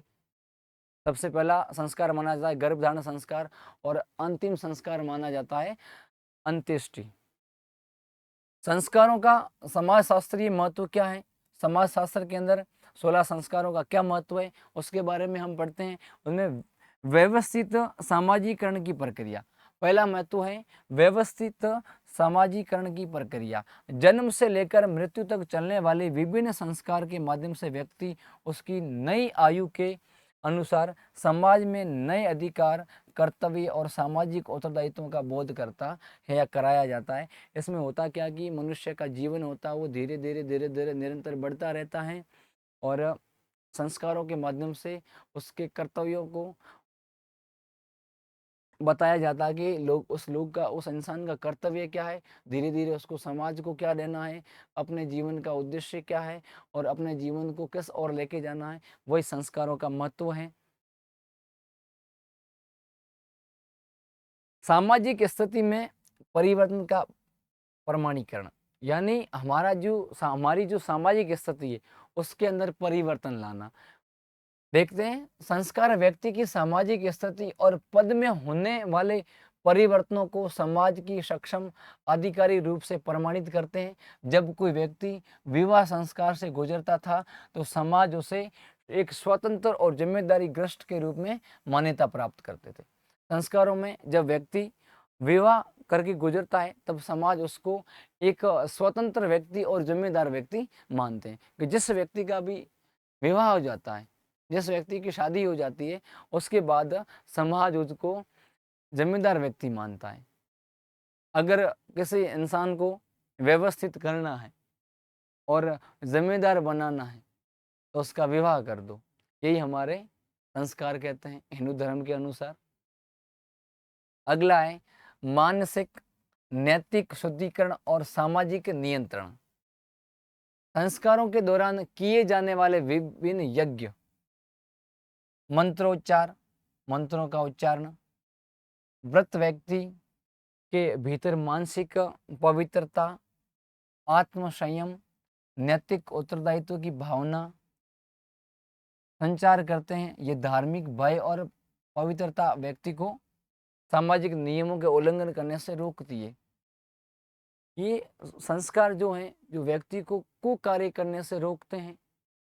उनके मन में पवित्रता आती है जब वो यज्ञ करता है, मंत्रों का उच्चारण करता है, व्रत करता है और उसकी मानसिक पवित्रता बनती है। उनके अंदर आत्म संयम आता है और उसके नैतिक उत्तरदायित्व क्या है वो उसको पता चलते हैं संस्कार के द्वारा। अगला है कि सांस्कृतिक निरंतरता और हस्तांतरण। संस्कारों के माध्यम से ही कोई भी समाज अपनी विशिष्ट सांस्कृतिक विरासतों, धार्मिक विश्वासों, कलाओं और जीवन मूल्यों को एक पीढ़ी से दूसरी पीढ़ी में अत्यंत सुगमता के साथ में हस्तांतरित करता आ रहा है। अगला है कि सामाजिक सुदृढ़ता, एकजुटता और आपसी जुड़ाव। सामूहिक रूप से संपन्न होने वाले एक सामाजिक अनुष्ठान आपसी मतभेदों को भुलाने, सामाजिक बंधों को पुनः मजबूत करने और संपूर्ण समुदाय में एकता तथा पारस्परिक सहयोग की भावना सुदृढ़ करने का कार्य करते थे। अगला देखते हैं। अगली इकाई तीसरी आती है, जाति व्यवस्था को परिभाषित कीजिए या जाति व्यवस्था क्या है उसके बारे में हमारे को बताइए। इसकी उत्पत्ति कहाँ से हुई, प्रकृति और भारतीय समाज में इसके होने वाले आधुनिक परिवर्तनों का आलोचनात्मक मूल्यांकन कीजिए। जाति व्यवस्था भारतीय सामाजिक स्त्रीकरण का एक अनोखा और प्राचीन आधार रही है। ये जाति व्यवस्था अब से नहीं बनी है, ये प्राचीन व्यवस्था रही है। ये समाज को जन्म के आधार पर विभिन्न स्तरों में विभाजित करती है और व्यक्ति के संपूर्ण सामाजिक जीवन को निर्धारित करती हैं। उनमें प्रथम है जाति व्यवस्था की परिभाषा हम देखते हैं और प्रकृति देखते हैं। परिभाषा यानी कि जाति व्यवस्था क्या है, जाति क्या है। समाजशास्त्री C.H. कुले के अनुसार जब एक वर्ग पूर्णतः आनुवंशिकता या जन्म पर आधारित हो तो उसे हम जाति कहते हैं। एक वर्ग होता है वो पूरा का पूरा आनुवंशिक या जन्म के ऊपर आधारित होता है, उन्हीं को हम क्या कहते हैं, जाति कहते हैं। इसी प्रकार डॉक्टर G.S. गुलेरी ने जाति की विशेषताओं को रेखांकित करते हुए समाज का खंडात्मक विभाजन माना है। अगला है जाति की प्रकृति। जाति की प्रकृति क्या है उसके बारे में हम देखते हैं। जाति व्यवस्था की प्रकृति बंध स्त्रीकरण की होती है। इसका तात्पर्य यह है कि व्यक्ति की जाति का निर्धारण उसके जन्म से लेकर या जन्म से होता है। वह जीवन भर अपनी योग्यता, धन या शिक्षा के बल पर अपनी जाति को बदल नहीं सकता। मानते हैं कि जाति का निर्धारण जन्म से होता है। वो व्यक्ति शिक्षा के द्वारा, धन के द्वारा अपनी जाति के अंदर बदलाव नहीं कर सकता। उसका जिस जाति के अंदर, जिस कुल के अंदर जन्म हुआ है वही उसकी जाति रहेगी। फिर चाहे वो कितना ही धनवान हो या वो गरीब हो, उसकी जाति वही रहेगी जिस वर्ग के अंदर उसने, जिस जाति के अंदर उसने जन्म लिया है। जाति व्यवस्था की उत्पत्ति के प्रमुख सिद्धांत और आलोचना। जाति व्यवस्था के प्रमुख सिद्धांत क्या है, उसकी आलोचना क्या है, उसके बारे में पढ़ते हैं। पारंपरिक सिद्धांत, इस सिद्धांत के अनुसार जाति की उत्पत्ति देवी है। माना जाता है कि जाति की उत्पत्ति कहाँ से हुई है? देवी से हुई है। देवी मत है। ऋग्वेद के पुरुष सूक्त में ब्रह्मा के अंगों से वर्णों की रचना हुई है। ऋग्वेद के अंदर एक पुरुष सूक्त है, उनमें बताया गया है कि जाति या वर्ण व्यवस्था का जो निर्धारण हुआ है, उसकी उत्पत्ति हुई है, वो ब्रह्मा के अंगों से मानी जाती है। देखते हैं, उसमें माना गया है कि भुजाओं से क्षत्रियों की उत्पत्ति हुई है, ब्रह्मा के मुख से ब्राह्मणों की उत्पत्ति हुई है, और पैरों से शूद्रों की हुई है, और जांघ से वैश्यों की उत्पत्ति हुई है। क्षत्रियों का कार्य होता था रक्षा करना, ब्राह्मणों का कार्य होता था शिक्षा प्रदान करना, वैश्यों का कार्य होता था व्यापार करना, और शूद्रों का कार्य होता था इन्हीं 3 वर्गों के लोगों की सेवा करना। अगला है आलोचना। इसमें आलोचना बताई गई, यह सिद्धांत पूरी तरह धार्मिक विश्वास पर टिका है, इसका कोई वैज्ञानिक और ऐतिहासिक प्रमाण नहीं है। अगला है प्रजातीय सिद्धांत। प्रजातीय सिद्धांत के बारे में हम पढ़ते हैं। गुरी और रिजले के अनुसार जाति व्यवस्था की उत्पत्ति आर्यों और यहाँ के मूल निवासियों अनार्यों के बीच प्रजातीय संघर्ष और सांस्कृतिक संपर्क के कारण हुई है। आलोचना आधुनिक अध्ययनों से सिद्ध हो चुका है कि भारत में प्रजातियों का इतना अधिक मिश्रण हो चुका है कि कोई शुद्ध प्रजाति नहीं बची। भारत के अंदर इतनी प्रजातियां उत्पन्न है कि कोई नहीं बता सकता, उनका इतना मिश्रण हो चुका है कि कोई भी प्रजाति शुद्ध नहीं मानी जा सकती। अगला है कि व्यावसायिक सिद्धांत। नेसफील्ड के अनुसार कार्य ही जाति की उत्पत्ति का एकमात्र कारण है। नेसफील्ड महोदय बताते हैं कि कार्य या जो काम है वही जाति का एकमात्र कारण है, जाति की उत्पत्ति वहीं से मानी जाती है। और उनकी आलोचना इस प्रकार से है, यह सिद्धांत एक समझाने में असमर्थ है कि समान व्यवसाय करने वाले अलग अलग क्षेत्रों में लोग अलग अलग जातियों में क्यों बंटे हैं। समान व्यवसाय, एक ही व्यापार करने वाले लोग अलग अलग जातियों के होते हैं। कोई भी एक व्यापार को आप उठा के देख लो, अगर कोई व्यापार होता है तो उसके अंदर एक ही व्यापार के अंदर एक ही जाति के लोग नहीं होंगे, अलग अलग जाति के लोग होंगे। तो इसका इस आलोचना से इसका पूर्ण रूप से खंडन होता है। अगला देखते हैं हम। अगला है भारतीय समाज में जाति व्यवस्था होने वाले आधुनिक परिवर्तन। जाति व्यवस्था में क्या क्या आधुनिक परिवर्तन आए उसके बारे में हम पढ़ेंगे। इसमें है कि खान पान और सामाजिक सहवास के प्रतिबंधों में शिथिलता, आधुनिक शिक्षा और शहरों में होटलों, ट्रेनों तथा दफ्तरों में काम करने के कारण अब जातियों के बीच छुआछूत और खान पान के पारंपरिक नियम लगभग समाप्त हो गए। वर्तमान के अंदर आधुनिक युग के अंदर शिक्षा बहुत ज़्यादा चल रही है, लोग शिक्षा प्राप्त कर रहे हैं, अच्छी शिक्षा प्राप्त कर रहे हैं, शहरों के अंदर जा रहे हैं, वहाँ पे वे होटलों के अंदर, ट्रेनों के अंदर और दफ्तरों के अंदर साथ में मिलते हैं, साथ में काम करते हैं, उनका साथ में खान पान होता है। इसलिए जातियों के छुआछूत जैसी घटना जो होती थी वो लगभग समाप्त हो चुकी है। अगला है कि पारंपरिक व्यवसायों का बदलना। जो परंपरा के अनुसार जो जाति का व्यवसाय होता था, एक ही जाति का कार्य होता था, वो अब अलग अलग जाति के लोग करने लग गए हैं। इसमें देखते हैं अब व्यवसाय का चयन जाति से तय नहीं होता है। कोई भी व्यक्ति अपनी योग्यता और शिक्षा के आधार पर किसी भी क्षेत्र को चुन सकता है। पहले के टाइम में होता था कि शिल्पकार लोग होंगे वो शिल्प का कार्य करेंगे, कुम्हार होंगे वो मिट्टी का कार्य करेंगे, स्वर्णकार या जो सोनार होंगे वो सोने का कार्य करेंगे। लेकिन वर्तमान में ऐसा नहीं है। जिस प्रकार की लोगों की योग्यता होती है, जिस प्रकार की लोगों की शिक्षा होती है, उस प्रकार से वो अपने व्यवसाय का, अपने व्यापार का चयन करते हैं। ये बदलाव आया है। दूसरा बदलाव आया है कि अंतर्विवाह के नियमों में ढील। कानूनी सुरक्षा, विशेषकर विवाह अधिनियम और आधुनिक विचारों के कारण अंतरजातीय विवाहों की संख्या में लगातार वृद्धि हो रही है। इसमें जाति व्यवस्था में एक महत्वपूर्ण और सबसे बड़ा परिवर्तन आया है अंतरजातीय विवाह।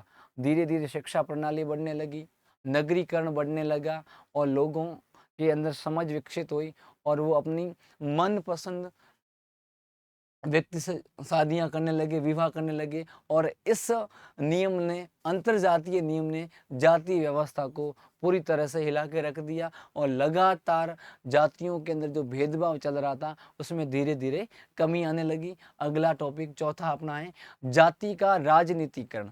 ये आधुनिक समय का सबसे बड़ा और जटिल परिवर्तन है। राजनीति में जातिगत वोट बैंक और जाति आधारित दबाव समूह के रूप में जाति की शक्ति को पहले से अधिक मजबूत होकर उभरी। अब वर्तमान की स्थिति ऐसी आ गई कि जब चुनाव होते हैं, जब वोटिंग होती है, तो वोट बैंक के अंदर लोग या नेता जो होते हैं वो अपना वोट बैंक अपनी जाति के हिसाब से निर्धारित करते हैं। अलग अलग पार्टियां जो होती हैं वो उन व्यक्तियों को वहाँ टिकट देते हैं जहाँ उन जाति का बाहुमूल्य ज़्यादा है। ये सबसे बड़ा परिवर्तन आया है। अगला है कि प्रश्न है कि भारत में वर्ग स्तरीकरण की अवधारणा को स्पष्ट कीजिए तथा वर्ण व्यवस्था की विवेचना करते हुए जाति और वर्ग में अंतर स्पष्ट कीजिए। वर्ण व्यवस्था की विवेचना करनी है और जाति क्या है और वर्ग क्या है, इनके अंदर हमारे को अंतर स्पष्ट करना है। सामाजिक स्तरीकरण के अंतर्गत जहाँ जाति एक बंद और जन्मजात व्यवस्था है, वही वर्ग और वर्ण समाज के विभाजन के अधिक गतिशील और कर्म प्रधान रूप है। जहाँ पे हम जाति को एक जन्मजात व्यवस्था मानते हैं, वहीं पर पहले के समय में वर्ण को समाज का निर्धारण करने के लिए कर्म के आधार पर माना जाता था कि वर्ण व्यवस्था कर्म के आधार पर है। हालांकि धीरे धीरे वो भी फिर जन्म के आधार पर होगी। आधुनिक भारतीय समाज में जाति के साथ साथ वर्ग स्तरीकरण का प्रभाव भी धीरे धीरे तेजी से बढ़ रहा है। उसमें भारत में वर्ग स्तरीकरण की अवधारणा किस प्रकार है, अर्थ एंड अवधारणा हम पढ़ेंगे। वर्ग स्तरीकरण का अर्थ क्या होता है और उसकी अवधारणा क्या है। जब किसी समाज को जन्म के बजाय आर्थिक स्थिति, शिक्षा, आय या व्यवसाय और जीवन शैली के आधार पर विभिन्न समूहों में विभाजित किया जाता है, उसे वर्ग स्तरीकरण कहते हैं। कि वर्ग स्तरीकरण कैसे कहते हैं कि किसी भी वर्ग को, किसी भी समूह को आर्थिक आधार पर, पैसों की दृष्टि से, शिक्षा के आधार पर, आय के आधार पर और व्यापार के आधार पर या उसकी जीवन शैली के आधार पर बांटा जाता है या उसका विभाजन किया जाता है, उसे ही वर्ग स्तरीकरण कहा जाता है। कार्ल मार्क्स के अनुसार वर्ग का निर्धारण उत्पादन के साधनों पर मालिकाना हक से होता है, जबकि मैक्स वेबर कहते हैं कि जीवन शैली से जोड़ता है। भारतीय समाज में वर्ग, भारत के समाज में वर्ग की क्या स्थिति है उसके बारे में पढ़ते हैं। आधुनिक भारत में मुख्य रूप से 3 वर्ग दिखाई देते हैं। पहला वर्ग है उच्च वर्ग जो पूंजीपति है। दूसरा वर्ग है मध्यम वर्ग जिसमें डॉक्टर आते हैं, इंजीनियर आते हैं, शिक्षक आते हैं और सरकारी कर्मचारी आते हैं। और उसके बाद में तीसरा वर्ग है निम्न वर्ग जिसमें मजदूर और छोटे किसान आते हैं। सबसे उच्च वर्ग माना जाता है पूंजीपति, व्यापारी लोग, उद्योग धंधे वाले, अच्छों पैसों वाले। और मिडिल क्लास के अंदर आता है डॉक्टर, मिडिल क्लास के अंदर आता है माना जाता है। फिलहाल डॉक्टर मिडिल क्लास में नहीं आता है, लेकिन ये कानूनी व्यवस्था है। इंजीनियर बताया गया कि मिडिल क्लास में आता है, शिक्षक मिडिल क्लास में आता है और सरकारी कर्मचारी भी मिडिल क्लास के अंदर आते हैं। निम्न क्लास के अंदर या निम्न वर्ग के अंदर आने वाले सिर्फ और सिर्फ मजदूर और छोटे किसान हैं जो हमेशा बेचारे रही हैं। अगला है कि पारंपरिक वर्ण व्यवस्था की विवेचना कीजिए। परंपरा के अनुसार वर्ण व्यवस्था कैसी है, वर्ण व्यवस्था क्या है, उसकी विवेचना हम करते हैं। अर्थ और आधार, वर्ण शब्द की उत्पत्ति व्यज्ञ धातु से हुई है जिसका अर्थ होता है चुनना। वर्ण का अर्थ होता है चुनना, वर्ण करना। वर्ण व्यवस्था पारंपरिक हिंदू समाज का एक कार्यात्मक विभाजन थी। इसका मुख्य आधार गुण, गुण में सत्व गुण, रज और तम, और कर्म में योग्यता आता है। गुण कौन कौन से, सत्व, रज और तम, और कर्म के अंदर आता है योग्यता। उसके बाद में वर्णों के प्रकार, यानी कितने वर्ण थे, 4 वर्ण थे। उनके प्रकार में बताया गया कि क्षत्रिय बताया गया, यानी एक दूसरा क्षत्रिय, पहला ब्राह्मण है और तीसरा वैश्य और शूद्र। ब्राह्मण, क्षत्रिय, वैश्य और शूद्र। अब ब्राह्मण जिनका मुख्य गुण क्या होता, सत्व। ब्राह्मणों का मुख्य गुण होता था सत्व और कार्य ज्ञान देना। ब्राह्मणों का कार्य क्या था, ज्ञान देना, शिक्षा दीक्षा देना, पढ़ाना, धार्मिक अनुष्ठान करना। ये काम किसके थे, ब्राह्मणों के थे। क्षत्रियों के काम क्या थे, जिनका मुख्य गुण था रजस या रज, और कार्य इनकी थी रक्षा करना, शासन चलाना और न्याय करना। क्षत्रियों का मुख्य गुण था रजस और क्षत्रियों का कार्य था रक्षा करना, शासन का संचालन करना और न्याय करना, ये कार्य था क्षत्रियों का। अब आगे वैश्य, जिनका गुण था रजस और तमस, रजगुण और तम गुण इनके अंदर आते थे। इनका ये मिश्रण रूप है। इनका कार्य था व्यापार करना, कृषि करना और आर्थिक संवर्धन करना। वैश्यों का कार्य था, तीसरे वर्ण का कार्य था व्यापार करो भाई, और कृषि करो, खेती करो और आर्थिक संवर्धन करो। ये किसके कार्य थे? वैश्यों के। और सबसे निम्न अगर वर्ग या वर्ण बताया गया तो वो क्षुद्र, जिनका गुण क्या था? तमस या तम गुण था, और इनका कार्य था समाज के विकास के लिए सेवा का कार्य करना। यानी क्षुद्रों का कार्य था इन तीन वर्णों के लोगों की सेवा करना, इनके द्वारा जो नीतियां बनाई गई होती है उनका पालन करना, ये इनका कार्य था। अगला है जाति और वर्ग में मुख्य अंतर। जाति क्या है और वर्ग क्या है, उनके मध्य क्या क्या अंतर है, उनके बारे में यहाँ पर हम देखेंगे। उसमें लिखा कि जन्म बनाम योग्यता। जाति का निर्धारण पूरी तरह से व्यक्ति के जन्म से होता है। जाति, व्यक्ति की जाति वही होगी जिस जाति में वो व्यक्ति जन्म लेता है। जो बालक होता है, छोटा सा बालक होता है, जो शिशु होता है, जिस जाति में जन्म लेता है उसी दिन से उसकी जाति वही मानी जाती है, जिसमें व्यक्ति की इच्छा योग्यता का कोई स्थान नहीं होता। अगर किसी व्यक्ति की इच्छा होती है कि कोई अगर क्षत्रिय राजपूत जाति में उत्पन्न हो गया, और अगर उसकी इच्छा हुई कि मैं पुरोहित जाति में या फिर मैं यादव जाति में या किसी और जाति में जाऊं, वो उसका निर्धारण नहीं कर सकता है, उसकी इच्छा निर्धारित नहीं कर सकती है। जिस जाति में उसका जन्म हुआ है उसी जाति का इंसान वो रहेगा जन्म से लेकर मरण तक। इसमें इच्छाएं काम नहीं करती है। अगला है इसके विपरीत वर्ग का निर्धारण व्यक्ति की आर्थिक स्थिति, शिक्षा, संपत्ति और व्यक्तिगत योग्यता के आधार पर होता है। लेकिन हाँ, वर्ग का निर्धारण व्यक्ति की शिक्षा के हिसाब से हो सकता है, व्यक्ति की आर्थिक स्थिति के हिसाब से हो सकता है, व्यक्ति की जीवन शैली के हिसाब से वर्ग का निर्धारण हो सकता है, लेकिन जाति का निर्धारण नहीं होगा। जिस जाति के अंदर बालक जन्म लेता है उसी जाति का वह अंततः माना जाएगा, इसमें इच्छाएं काम नहीं आएगी। अगला है बंद व्यवस्था बनाम खुली व्यवस्था। एक व्यवस्था होती है बंद और एक होती है खुली। बंद का मतलब हम स्पेशली रूप से या व्यवस्थित रूप से समझे, बंद का मतलब कमरे के अंदर बंद और खुला का मतलब कमरे से बाहर। ये आसान भाषा में हम समझते हैं। जाति सामाजिक स्थिरीकरण का एक बंद रूप है। जाति क्या है? सामाजिक स्थिरीकरण का एक बंद रूप है, अर्थात कोई भी व्यक्ति जीवन भर अपनी जाति को नहीं बदल सकता, जबकि वर्ग खुली व्यवस्था है। एक गरीब व्यक्ति अमीर बनकर उच्च वर्ग में शामिल हो सकता है। जो जाति व्यवस्था है वो बंद व्यवस्था है। कोई भी व्यक्ति जानबूझकर या अपनी इच्छा से अपनी जाति को नहीं बदल सकता। वो अब कितने भी प्रयत्न कर ले, यत्न कर ले, लेकिन वो व्यक्ति अपने वर्ग को बदल सकता। अगर कोई व्यक्ति गरीब वर्ग से आता है और वो अच्छी मेहनत करता है तो वो अमीर वर्ग के अंदर शामिल हो सकता है। लेकिन कोई व्यक्ति अगर जैसे कि मान लें कि कोई व्यक्ति किसी जाति से, एक ही जाति से है, तो वो अगर किसी दूसरी जाति में जाना चाहे तो वो ऐसा नहीं हो सकता। आगे देखते हैं हम। अगला है विवाह संबंधी नियम। विवाह के क्या नियम है? जाति व्यवस्था में अंतर विवाह का नियम अनिवार्य होता है, अर्थात व्यक्ति को अपनी ही जाति के भीतर विवाह करना पड़ता है। वर्ग व्यवस्था में विवाह को लेकर ऐसा कोई कड़ा अनिवार्य नियम नहीं है। जाति व्यवस्था के अंदर व्यक्ति को अपनी ही जाति में विवाह करना पड़ेगा, लेकिन वर्ग व्यवस्था के अंदर ऐसा कुछ नहीं है। वो अपनी इच्छा से विवाह कर सकता है, लेकिन जाति व्यवस्था के अंदर वो अपनी ही जाति के इंसान से विवाह कर सकता है। उसके बाद में चेतना का आधार। जाति व्यवस्था में जातिगत चेतना पारंपरिक और रूढ़िवादी होती हैं, जो समाज को ऊंच नीच और समान या सोपान क्रम में बांटती है। इसके विपरीत वर्ग व्यवस्था वर्ग की चेतना और आर्थिक हितों और समान जीवन शैली पर आधारित होती है। अगला प्रश्न है कि परिवार और विवाह की प्रकृति एवं कार्यों को समझाए और आधुनिक समाज में इनके बदलते प्रतिमानों या बदलती प्रवृत्तियों की सविस्तार विवेचना कीजिए। परिवार और विवाह की प्रकृति के बारे में हमारे को बताना है, उनके कार्यों के बारे में उनको समझाना है और आधुनिक समाज में उनकी जो बदलती भूमिका है उनके बारे में उनका वर्णन करना है। तो पढ़ते हैं कि परिवार और विवाह भारतीय सामाजिक जीवन की दो ऐसी बुनियादी संस्था है।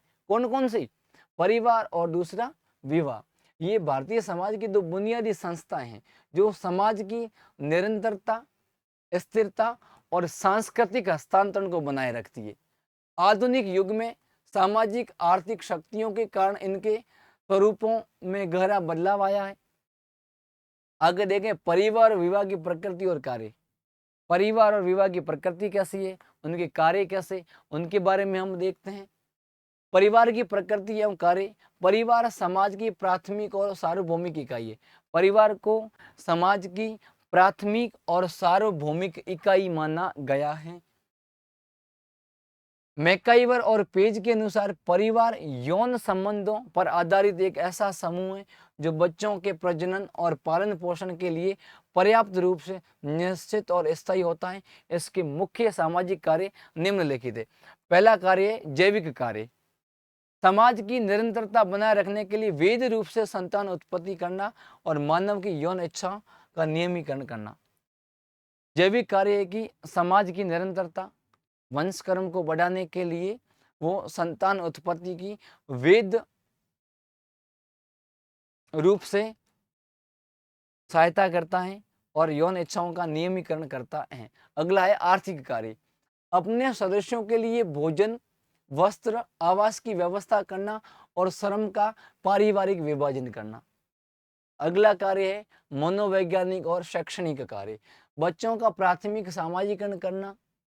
बच्चों का क्या करना? प्राथमिक सामाजिकरण करना और उन्हें समाज के नियम सिखाना और बच्चों को समाज के नियम सिखाना कि हमारे समाज में क्या क्या होता है और दूसरे सदस्यों को मानसिक सुरक्षा और प्रेम प्रदान करना। ये कारण है। उसके बाद में अगला आता है कि विवाह की प्रकृति एवं कार्य। विवाह वह सामाजिक धार्मिक स्वीकृति है जो स्त्री और पुरुषों को पारिवारिक जीवन में प्रवेश करने का अधिकार देती है। इसके मुख्य कार्य निम्नलिखित हैं। यौन संबंधों का नियम। समाज में अराजकता को रोकना और कामेक्षा को एक मर्यादित सामाजिक ढांचा प्राप्त करना। इसके अंदर यौन संबंधों के अंदर एक समाज की इच्छा से या समाज की मान्यता प्राप्त होती है कि अराजकता को रोके और कामेक्षा को मर्यादित रूप से अपनी संतानों की उत्पत्ति करे, संतान उत्पत्ति करे। आगे माता पिता और संतान के संबंधों का निर्धारण। समाज में बच्चों की वैध सामाजिक स्थिति तय करना और उन्हें संपत्ति के उत्तराधिकारी का हक देना, यह भी इसका प्रमुख निर्धारण है। आगे लिखा कि परिवार और विवाह के बदलते आधुनिक प्रतिमान क्या है, प्रवृत्तियां क्या है। आधुनिक भारतीय समाज में औद्योगिकीकरण, नगरीकरण, पाश्चात्य शिक्षा, व्यक्तिवादी विचारधारा के प्रभाव में इन संस्थाओं में निम्नलिखित महत्वपूर्ण बदलाव आया है। संयुक्त परिवार का एकांकी परिवार में बदलना। प्रमुख बदलाव है कि संयुक्त परिवार जो साथ में लोग मिलकर रहते थे उनका एकांकी परिवार में बदलना। पारंपरिक रूप से भारत में संयुक्त परिवार का मुख्य प्रतिमान थे। आधुनिक समय में रोजगार, शिक्षा, व्यक्ति की स्वतंत्रता की चाह के कारण संयुक्त परिवार तेजी से टूटकर एकल परिवारों का चलन बढ़ गया है। धीरे धीरे समाज बढ़ा, समाज के अंदर शिक्षा आई, पैसे मिले, लोगों की आर्थिक स्थितियां सुधरी, व्यापार बढ़ा और धीरे धीरे वो बाजारों की तरफ जाने लगे, नगरों की तरफ जाने लगे। फिर वो संयुक्त परिवार से टूटकर एकल परिवार बन गई। आगे है कि पारिवारिक नियंत्रण और कार्य का घटना। पहले मनोरंजन, शिक्षा और आर्थिक उत्पादन का मुख्य केंद्र परिवार था। पहले के समय में मनोरंजन का कार्य क्या काम, मनोरंजन का कार्य कौन करता था? परिवार करता था। इकट्ठा होकर बैठना, ठीक है ना, शिक्षा का प्रचार करना, परिवार के अंदर एक जगह बैठकर दादा पोता, वो भी दादी, उनसे कहानियाँ वानियाँ सुनना। आर्थिक उत्पादन भी परिवार के द्वारा होता था। वर्तमान के अंदर कार्यों को बाहरी संस्था जैसे कि स्कूल, डे केयर सेंटर, बच्चों को संभालने का सेंटर, क्लब और सिनेमा ने ले लिया, जिनमें परिवार का अपने सदस्यों पर पारंपरिक नैतिक नियंत्रण कमजोर हो गया। पहले के टाइम में लोग मनोरंजन का कार्य परिवार के लोगों के साथ में, परिवारों के सदस्यों के साथ में बैठकर करते थे, लेकिन धीरे धीरे स्कूल आ गए, डे केयर सेंटर आ गए, ठीक है ना, क्लब आ गए और सिनेमा आ गए, उन्होंने मनोरंजन का स्थान ले लिया। आगे है कि वैवाहिक चयन में स्वतंत्रता। पारंपरिक समाज में जीवन साथी का चयन माता पिता की इच्छा से होता है। आधुनिक समय में युवा अपने जीवन साथी का चयन करने में आत्मनिर्भर हो चुके। इसमें परिणाम स्वरूप प्रेम विवाहों को स्वीकारता मिल गई है।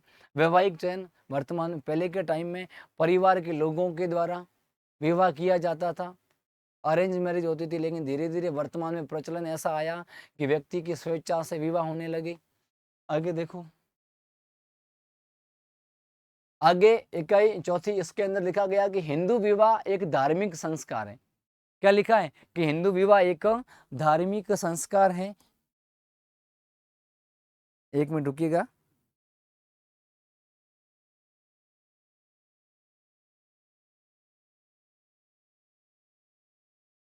हिंदू विवाह एक धार्मिक संस्कार है, इस कथन की व्याख्या कीजिए। इस कथन की व्याख्या कीजिए तथा आधुनिक भारत में महिलाओं की बदलती सामाजिक स्थिति और उनमें संबंधित प्रमुख सामाजिक विधानों कानूनों का प्रकाश डालिए। हिंदू सामाजिक दर्शन में विवाह को केवल दो व्यक्तियों का शारीरिक मिलन कोई या कोई कानूनी समझौता नहीं माना गया, बल्कि इसे एक पवित्र और अपरिवर्तनशील धार्मिक अनुष्ठान के रूप में स्वीकार किया गया है। हिंदू समाज के अंदर विवाह को दो व्यक्तियों का शारीरिक मिलन नहीं माना गया, इसको एक पवित्र और अपरिवर्तनशील धार्मिक अनुष्ठान माना गया। कुछ धर्मों के अंदर या फिर यूरोपियन संस्कृति के अंदर विवाह को सिर्फ शारीरिक मिलन माना गया है, लेकिन भारतीय और हिंदू समाज के अंदर विवाह को पवित्र और अपरिवर्तनीय या अपरिवर्तनशील अनुष्ठान माना गया है। हिंदू विवाह एक धार्मिक संस्कार है। इसकी व्याख्या करते हैं समाजशास्त्री के.एम. कपाड़िया के अनुसार हिंदू विवाह एक धार्मिक संस्कार है। इसका उद्देश्य मुख्य रूप से धर्म का पालन करना, प्रजा या संतान की प्राप्ति और रति यानी आनंद को पूर्ण करना। इसे निम्नलिखित आधारों पर धार्मिक संस्कार माना जाता है।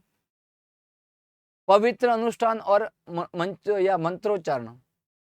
हिंदू विवाह तब तक पूर्ण नहीं माना जाता जब तक पवित्र अग्नि के शख्स, होम, पानी ग्रहण, कन्यादान और सप्तपदी यानी 7 फेरे जैसे धार्मिक अनुष्ठानों साथ में उत्पन्न नहीं होते। हिंदू समाज के अनुसार या हिंदू समाज में विवाह तब तक नहीं माना जाता जब तक वो अग्नि के सक्षम या होम के साथ में पानी ग्रहण और कन्यादान और सप्तपदी या 7 फेरे नहीं ले लेते। ये एक धार्मिक अनुष्ठान माना जाता है विवाह को।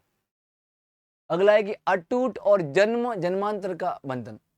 हिंदू धर्म के अंदर विवाह को अटूट बंधन और जन्म जन्मांतर बंधन माना गया है, यानी 7 जन्मों का रिश्ता बताया गया है।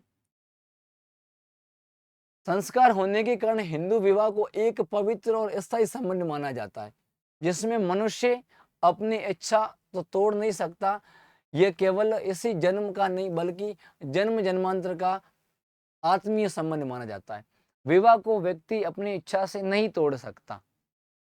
ये 7 जन्मों का एक पवित्र बंधन होता है और यह केवल इसी जन्म का नहीं बल्कि जन्म जन्मांतर का आध्यात्मिक संबंध माना जाता है। आगे लिखा कि धार्मिक कर्तव्य, धर्म की प्रधानता।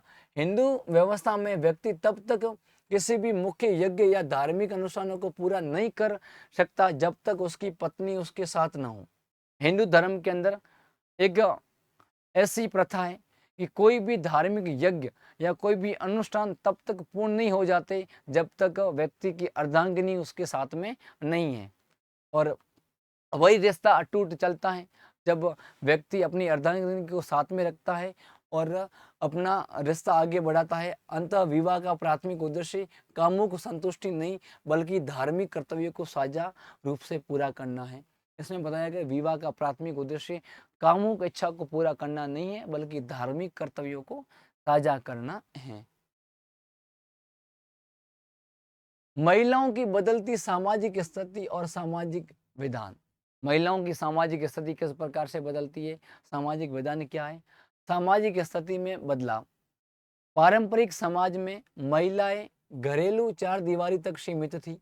पहले के टाइम में महिलाएं घरेलू 4 दीवारी के भीतर तक सीमित थी, लेकिन आधुनिक युग के अंदर उच्च शिक्षा प्राप्त कर ली, आर्थिक आत्मनिर्भरता आ गई, यानी महिलाओं ने रोजगार प्राप्त कर लिया, राजनीति में सहभागिता या उनको राजनीति में आरक्षण मिलने के कारण महिला निर्णय लेने की प्रक्रिया में पुरुषों के समकक्ष खड़ी हो गई। पहले के ज़माने में महिलाओं की स्थिति थी कि महिलाएं चार दीवारी के अंदर या चार दीवारी के भीतर काम करेगी, लेकिन वर्तमान स्थिति में महिलाओं ने उच्च शिक्षा प्राप्त कर ली, उनको रोजगार के अवसर प्राप्त हो गए और उनकी राजनीति के अंदर अच्छी भागीदारी है, इसलिए वो पुरुषों के समकक्ष खड़ी होकर अपने निर्णय स्वयं ले सकती हैं। अगला है कि मुख्य सामाजिक और कानूनी विधान। हिंदू विवाह अधिनियम 1955, इस कानून में बहुविवाह को प्रतिबंध किया गया और केवल एक विवाह को कानूनी रूप से अनिवार्य बनाया गया है। एक अधिनियम बना गया हिंदू विवाह अधिनियम, जो 1955 में प्रस्तुत किया गया। इसमें एक विवाह कर सकता है, बहुविवाह नहीं हो सकता। एक व्यक्ति एक ही विवाह कर सकता है, बहुविवाह का आधार नहीं होता। इसमें महिलाओं को तलाक और भरण पोषण का कानूनी अधिकार भी प्रदान किया गया है। महिलाओं को अधिकार है कि वो तलाक भी दे सकती है, लेकिन साथ में उसका भरण पोषण किया जाएगा। उसके बाद में दूसरा अधिकार है हिंदू उत्तराधिकार अधिनियम 1956, जिसका संशोधन 2005 में हुआ था।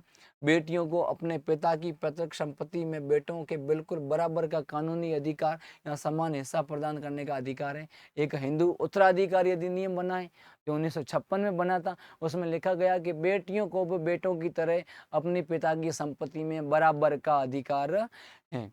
अगला है कि दहेज प्रतिषेध अधिनियम 1961। दहेज की कुप्रथाओं को समाप्त करने के लिए इस सख्त कानून का निर्माण किया गया, जिसके तहत दहेज लेना और दहेज देना दोनों कानूनी अपराध है, जो 1961 के अंदर प्रस्तावित हुआ। अगला है घरेलू हिंसा में महिला संरक्षण अधिनियम 2005। महिलाओं के साथ में घर के अंदर जो हिंसा होती है उसके लिए भी एक अधिनियम बनाया गया, 2005 के अंदर बना। ये कानून महिलाओं को परिवार के भीतर होने वाले किसी भी प्रकार के शारीरिक, मानसिक, आर्थिक और यौन उत्पीड़न के खिलाफ तत्काल कानूनी सुरक्षा प्रदान करता है। अगला है सामाजिक परिवर्तन की मुख्य प्रक्रियाओं के रूप में संस्कृतिकरण और पश्चिमीकरण की अवधारणाओं, उनकी विशेषताओं और भारतीय समाज पर उनके प्रभावों की विस्तृत समीक्षा कीजिए। Professor M.N.. श्रीनिवास ने भारतीय समाज और संस्कृति में होने वाले संरचनात्मक और सांस्कृतिक परिवर्तनों को समझने के लिए दो अत्यंत महत्वपूर्ण और व्यवहारिक अवधारणा प्रस्तुत की है। उनमें एक है सांस्कृतिकरण और एक है पश्चिमीकरण। संस्कृतिकरण तथा की अवधारणा, विशेषता और प्रभाव। ये संस्कृतिकरण की अवधारणा, विशेषताएं एवं प्रभाव उसमें यह है कि अर्थ और परिभाषा में प्रोफेसर एम.एन. श्रीनिवास के अनुसार संस्कृतिकरण वह प्रक्रिया है जिसके द्वारा कोई निम्न हिंदू जाति या जनजाति या कोई अन्य समूह किसी उच्च और प्राय द्विज जाति की दिशा में अपने रीति रिवाज, अनुष्ठान, विचारधारा और जीवन पद्धति को बदलता है। अगला है मुख्य विशेषता, स्थितिगत परिवर्तन। इस प्रक्रिया के माध्यम से केवल स्थिति में परिवर्तन होता है, ढांचागत परिवर्तन नहीं। संपूर्ण जाति व्यवस्था का पारंपरिक ढांचा वैसा ही बना रहता है। अगला है विविध आदर्श। केवल ब्राह्मण ही नहीं बल्कि किसी भी क्षेत्र की प्रभु जाति या वैश्य और क्षत्रिय जैसे द्विज वर्ण भी इसे आदर्श हो सकते हैं। अग्रिम सामाजिकरण का रूप, यह प्रक्रिया समाजशास्त्र की अग्रिम सामाजिकरण की अवधारणा से पूरी तरह से मेल खाती है। आगे देखते हैं भारतीय समाज पर प्रभाव। इसके प्रभाव से कई निम्न जातियों ने अपने पारंपरिक तौर तरीकों का त्याग किया और शाकाहार, जनेऊ धारण करना और पूजा पाठ की पद्धतियों को अपनाया। इसने सामाजिक गतिशीलता को बढ़ावा दिया। अगला है कि पश्चिमीकरण की अवधारणा, विशेषता एवं प्रभाव। पश्चिमीकरण की अवधारणा के बारे में पढ़ेंगे, उनकी विशेषताओं के बारे में पढ़ेंगे और उनके प्रभाव के बारे में पढ़ेंगे। अर्थ और परिभाषा। Professor M.N.. श्रीनिवास के अनुसार पश्चिमीकरण से तात्पर्य उन समस्त परिवर्तनों से हैं जो भारतीय समाज और संस्कृति में ब्रिटिश शासन के लगभग 150 वर्ष के परिणाम स्वरूप आए। प्रमुख विशेषता क्या उसके बारे में हम पढ़ते हैं। व्यापक और समावेशी प्रक्रिया।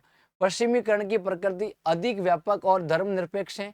ये संपूर्ण भारतीय समाज, शहरी और ग्रामीण दोनों क्षेत्रों को समान रूप से प्रभावित करती हैं। अगला है तार्किक और वैज्ञानिक दृष्टिकोण। अगला है तार्किक और वैज्ञानिक दृष्टिकोण। इसके मूल नैतिक मूल्यों में मानवता, बुद्धिवाद शामिल है।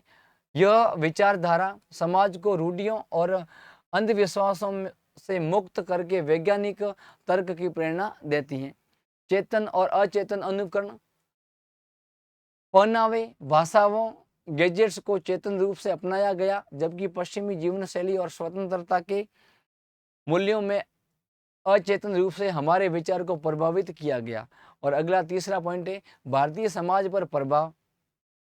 इसके प्रभाव से भारत में आधुनिक शिक्षा प्रणाली, निष्पक्ष कानून और औद्योगिकरण, आधुनिक यातायात और लोकतांत्रिक संस्थाओं में तेजी से विकास हुआ।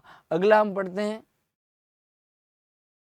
कि लौकिकीकरण, धर्मनिरपेक्षीकरण और अवधारणा को स्पष्ट कीजिए तथा भारत में नगरीकरण के समाज शास्त्रीय प्रभाव एवं इसमें उत्पन्न प्रमुख समस्याओं का विवेचन कीजिए। उनके बारे में पढ़ते हैं। उत्तर है आधुनिक भारतीय समाज में सामाजिक परिवर्तन और आधुनिकता लाने वाले दो अन्य महत्वपूर्ण प्रक्रियाएं जिनमें लौकिकीकरण और नगरीकरण है।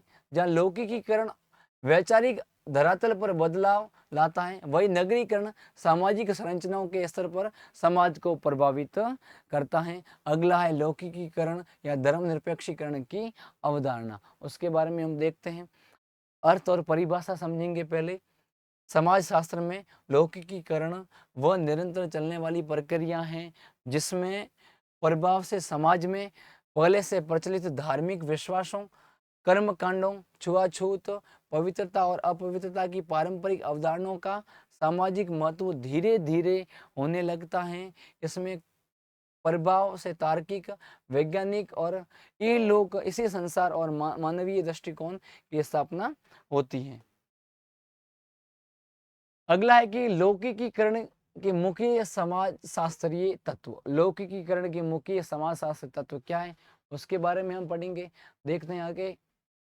इसमें लिखा कि तार्किक और कार्य कारण संबंध, समाज में किसी भी घटना को देवीय प्रकोप या भाग्य मानने के बजाय उसके पीछे की वास्तविकता, वैज्ञानिक और तार्किक कारणों को ढूंढा जा सकता है। किसी भी चीज़ को, किसी भी प्रकोप को हम देवीय मान बैठते हैं या भाग्य मान बैठते हैं, लेकिन उसकी बजाय हम उसकी वास्तविकता को जानें और वैज्ञानिक दृष्टि से उसको देख के उसका तार्किक कारणों का पता लगाएं तो वो ज़्यादा अच्छा रहेगा। अगला है कि धार्मिक सहिष्णुता और धर्मनिरपेक्षता या निरपेक्षता। राजनीतिक, कानून और सार्वजनिक जीवन से धर्म का प्रभाव पूरी तरह कम होता है, जिससे राज्य सभी धर्मों के प्रति समान दृष्टिकोण रखता है। अगला है नगरीकरण के समाजशास्त्रीय प्रभाव और प्रमुख समस्या। अब सिर्फ 2 पेजों का रहा है। आगे देखते हैं कि नगरीकरण का अर्थ क्या है। ग्रामीण क्षेत्रों से जनसंख्या का रोजगार, शिक्षा और सुविधाओं के लिए शहरों की ओर पलायन करना, लोगों की जीवन शैली का नगरी के रूप में परिवर्तन होना नगरीकरण कहलाता है। अब आएगा भाई नगरीकरण किसे कहते हैं, तो जनसंख्या का रोजगार, शिक्षा के लिए, सुविधाओं के लिए शहरों की ओर पलायन करना। लोगों का ग्रामीण जीवन के अंदर जो लोग रहते हैं उनका शिक्षा के लिए, पैसों के लिए, आर्थिक स्थिति के लिए, सुविधाओं के लिए नगरों की ओर बढ़ना नगरीकरण कहलाता है। अगला है कि भारतीय समाज पर समाजशास्त्रीय प्रभाव। जातिगत बंधनों और भेदभाव में शिथिलता, शहरों में फैक्ट्रियों और दफ्तरों में एक साथ काम करने, सार्वजनिक वाहनों में सफर करने और होटलों में सामूहिक रूप से खाने पीने के कारण पारंपरिक छुआछूत और भेदभाव में नियमित लगभग समाप्त हो गई हैं। लोग शहरों के अंदर, फैक्ट्रियों के अंदर साथ में काम करते हैं, दफ्तरों में साथ में काम करते हैं, सार्वजनिक वाहनों के अंदर सफ़र करते हैं और होटलों में सामूहिक रूप से खान पान करते हैं। इसलिए छुआछूत में काफ़ी बदलाव आया है, काफ़ी कमी आई है। आगे लिखा कि पारंपरिक संस्थाओं का रूपांतरण नगरीकरण के कारण संयुक्त परिवार तेजी से टूट रहे हैं और एकांकी परिवारों की संख्या बढ़ी है। विवाह अब एक व्यक्तिगत और कानूनी समझौते के रूप में देखा जाने लगा है। विवाह व्यक्तिगत होने लगे हैं, कानूनी समझौते के होने लगे हैं और संयुक्त परिवार टूटकर धीरे धीरे एकांकी परिवार में बदलने लगा है। अगला है महिलाओं की स्थिति का सुदृढ़ीकरण। शहरों में शिक्षा महिलाओं की स्थिति का सुदृढ़ीकरण। शहरों में शिक्षा और रोजगार के व्यापक अवसरों के कारण महिलाएं आर्थिक रूप से आत्मनिर्भर हुई, जिसमें निर्णय लेने की प्रक्रियाओं में उनकी सामाजिक स्थिति मजबूत हुई। महिलाओं ने धीरे धीरे शिक्षाएं प्राप्त की, आर्थिक रूप से वो मजबूत हुई और वो निर्णय लेने की प्रक्रियाओं में अग्रसर हुई। अगला और अंतिम हम पढ़ते हैं कि नगरीकरण से उत्पन्न प्रमुख सामाजिक आर्थिक समस्याएं। नगरीकरण के अंदर क्या क्या उत्पन्न सामाजिक और आर्थिक समस्या होती है। पहला है कि गंदी बस्तियां का अनियंत्रण विकास। शहरों में जमीन की कमी होती है, बाजारों के अंदर क्या होती है, जमीन की कमी होती है और अत्यधिक आबादी होती है, लोग ज्यादा होते हैं और जमीन कम होती है। इसी कारण झुग्गी झोपड़ियों का निर्माण होता है। इसी के कारण कम जमीन के ऊपर ज्यादा लोग रहते हैं, इसलिए झुग्गी झोपड़ियों का निर्माण होता है। यहाँ बिजली, शुद्ध पेयजल और साफ सफाई जैसी बुनियादी सुविधाओं का घोर अभाव होता है। लोग ज़्यादा रहेंगे, जमीन कम रहेगी, तो धीरे धीरे फिर व्यवस्थाओं के अंदर कमी आएगी, संसाधनों के अंदर कमी आएगी। उसके बाद में अगला है कि अपराध, विचलन और असुरक्षा। शहरों के अंदर गुमनामी और अत्यधिक आर्थिक तंगी के कारण चोरी, नशाखोरी और महिलाओं के खिलाफ हिंसा जैसी आपराधिक प्रवृत्तियां तेजी से बढ़ रही है। शहरों के अंदर अपराध बढ़ रहे हैं, पैसों की कमी के लिए, रोजगारों की कमी से लोग चोरियां कर रहे हैं, डकैती कर रहे हैं और धीरे धीरे हिंसा फैलाने तक आ जाते हैं। अगला है मानसिक तनाव। शहरों के अंदर अवसाद और एकांकीपन, गला काट प्रतिस्पर्धा, भौतिकवादी अंधी दौड़ और प्राथमिक संबंधों की कमी के कारण लोगों में मानसिक अवसाद, तनाव, अलगाव और अकेलेपन की समस्याएं आम हो गई हैं। लोगों के अंदर तनाव की स्थितियां उत्पन्न हो गई है, लोग अकेलापन फील करने लग गए हैं क्योंकि एक परिवार के अंदर वो नहीं बैठ रहे हैं, उनका परिवार एकांकी हो गया है। अगला है पर्यावरणीय और स्वास्थ्य संकट। अंधाधुंध कंक्रीट के निर्माण, वाहनों की अत्यधिक संख्या और औद्योगिक कचरे तथा धुएं के कारण वायु, जल और ध्वनि प्रदूषण शहरों के जनजीवन को गंभीर रूप से प्रभावित करते हैं। शहरीकरण के लिए पर्यावरण और स्वास्थ्य संकट। शहरों के अंदर बहुत सारी गंदगी फैलती है, उनमें स्वस्थ या शुद्ध हवा नहीं मिलती है, उनको बीमारियों का वहाँ घर होता है। और इसी के साथ अपना ये टॉपिक पूर्ण होता है। आप एक बार इसको धीरे से देखें, समझ में आया, बहुत अच्छी बात है। आपको बहुत बहुत धन्यवाद। Thank you. जय माँ करणी।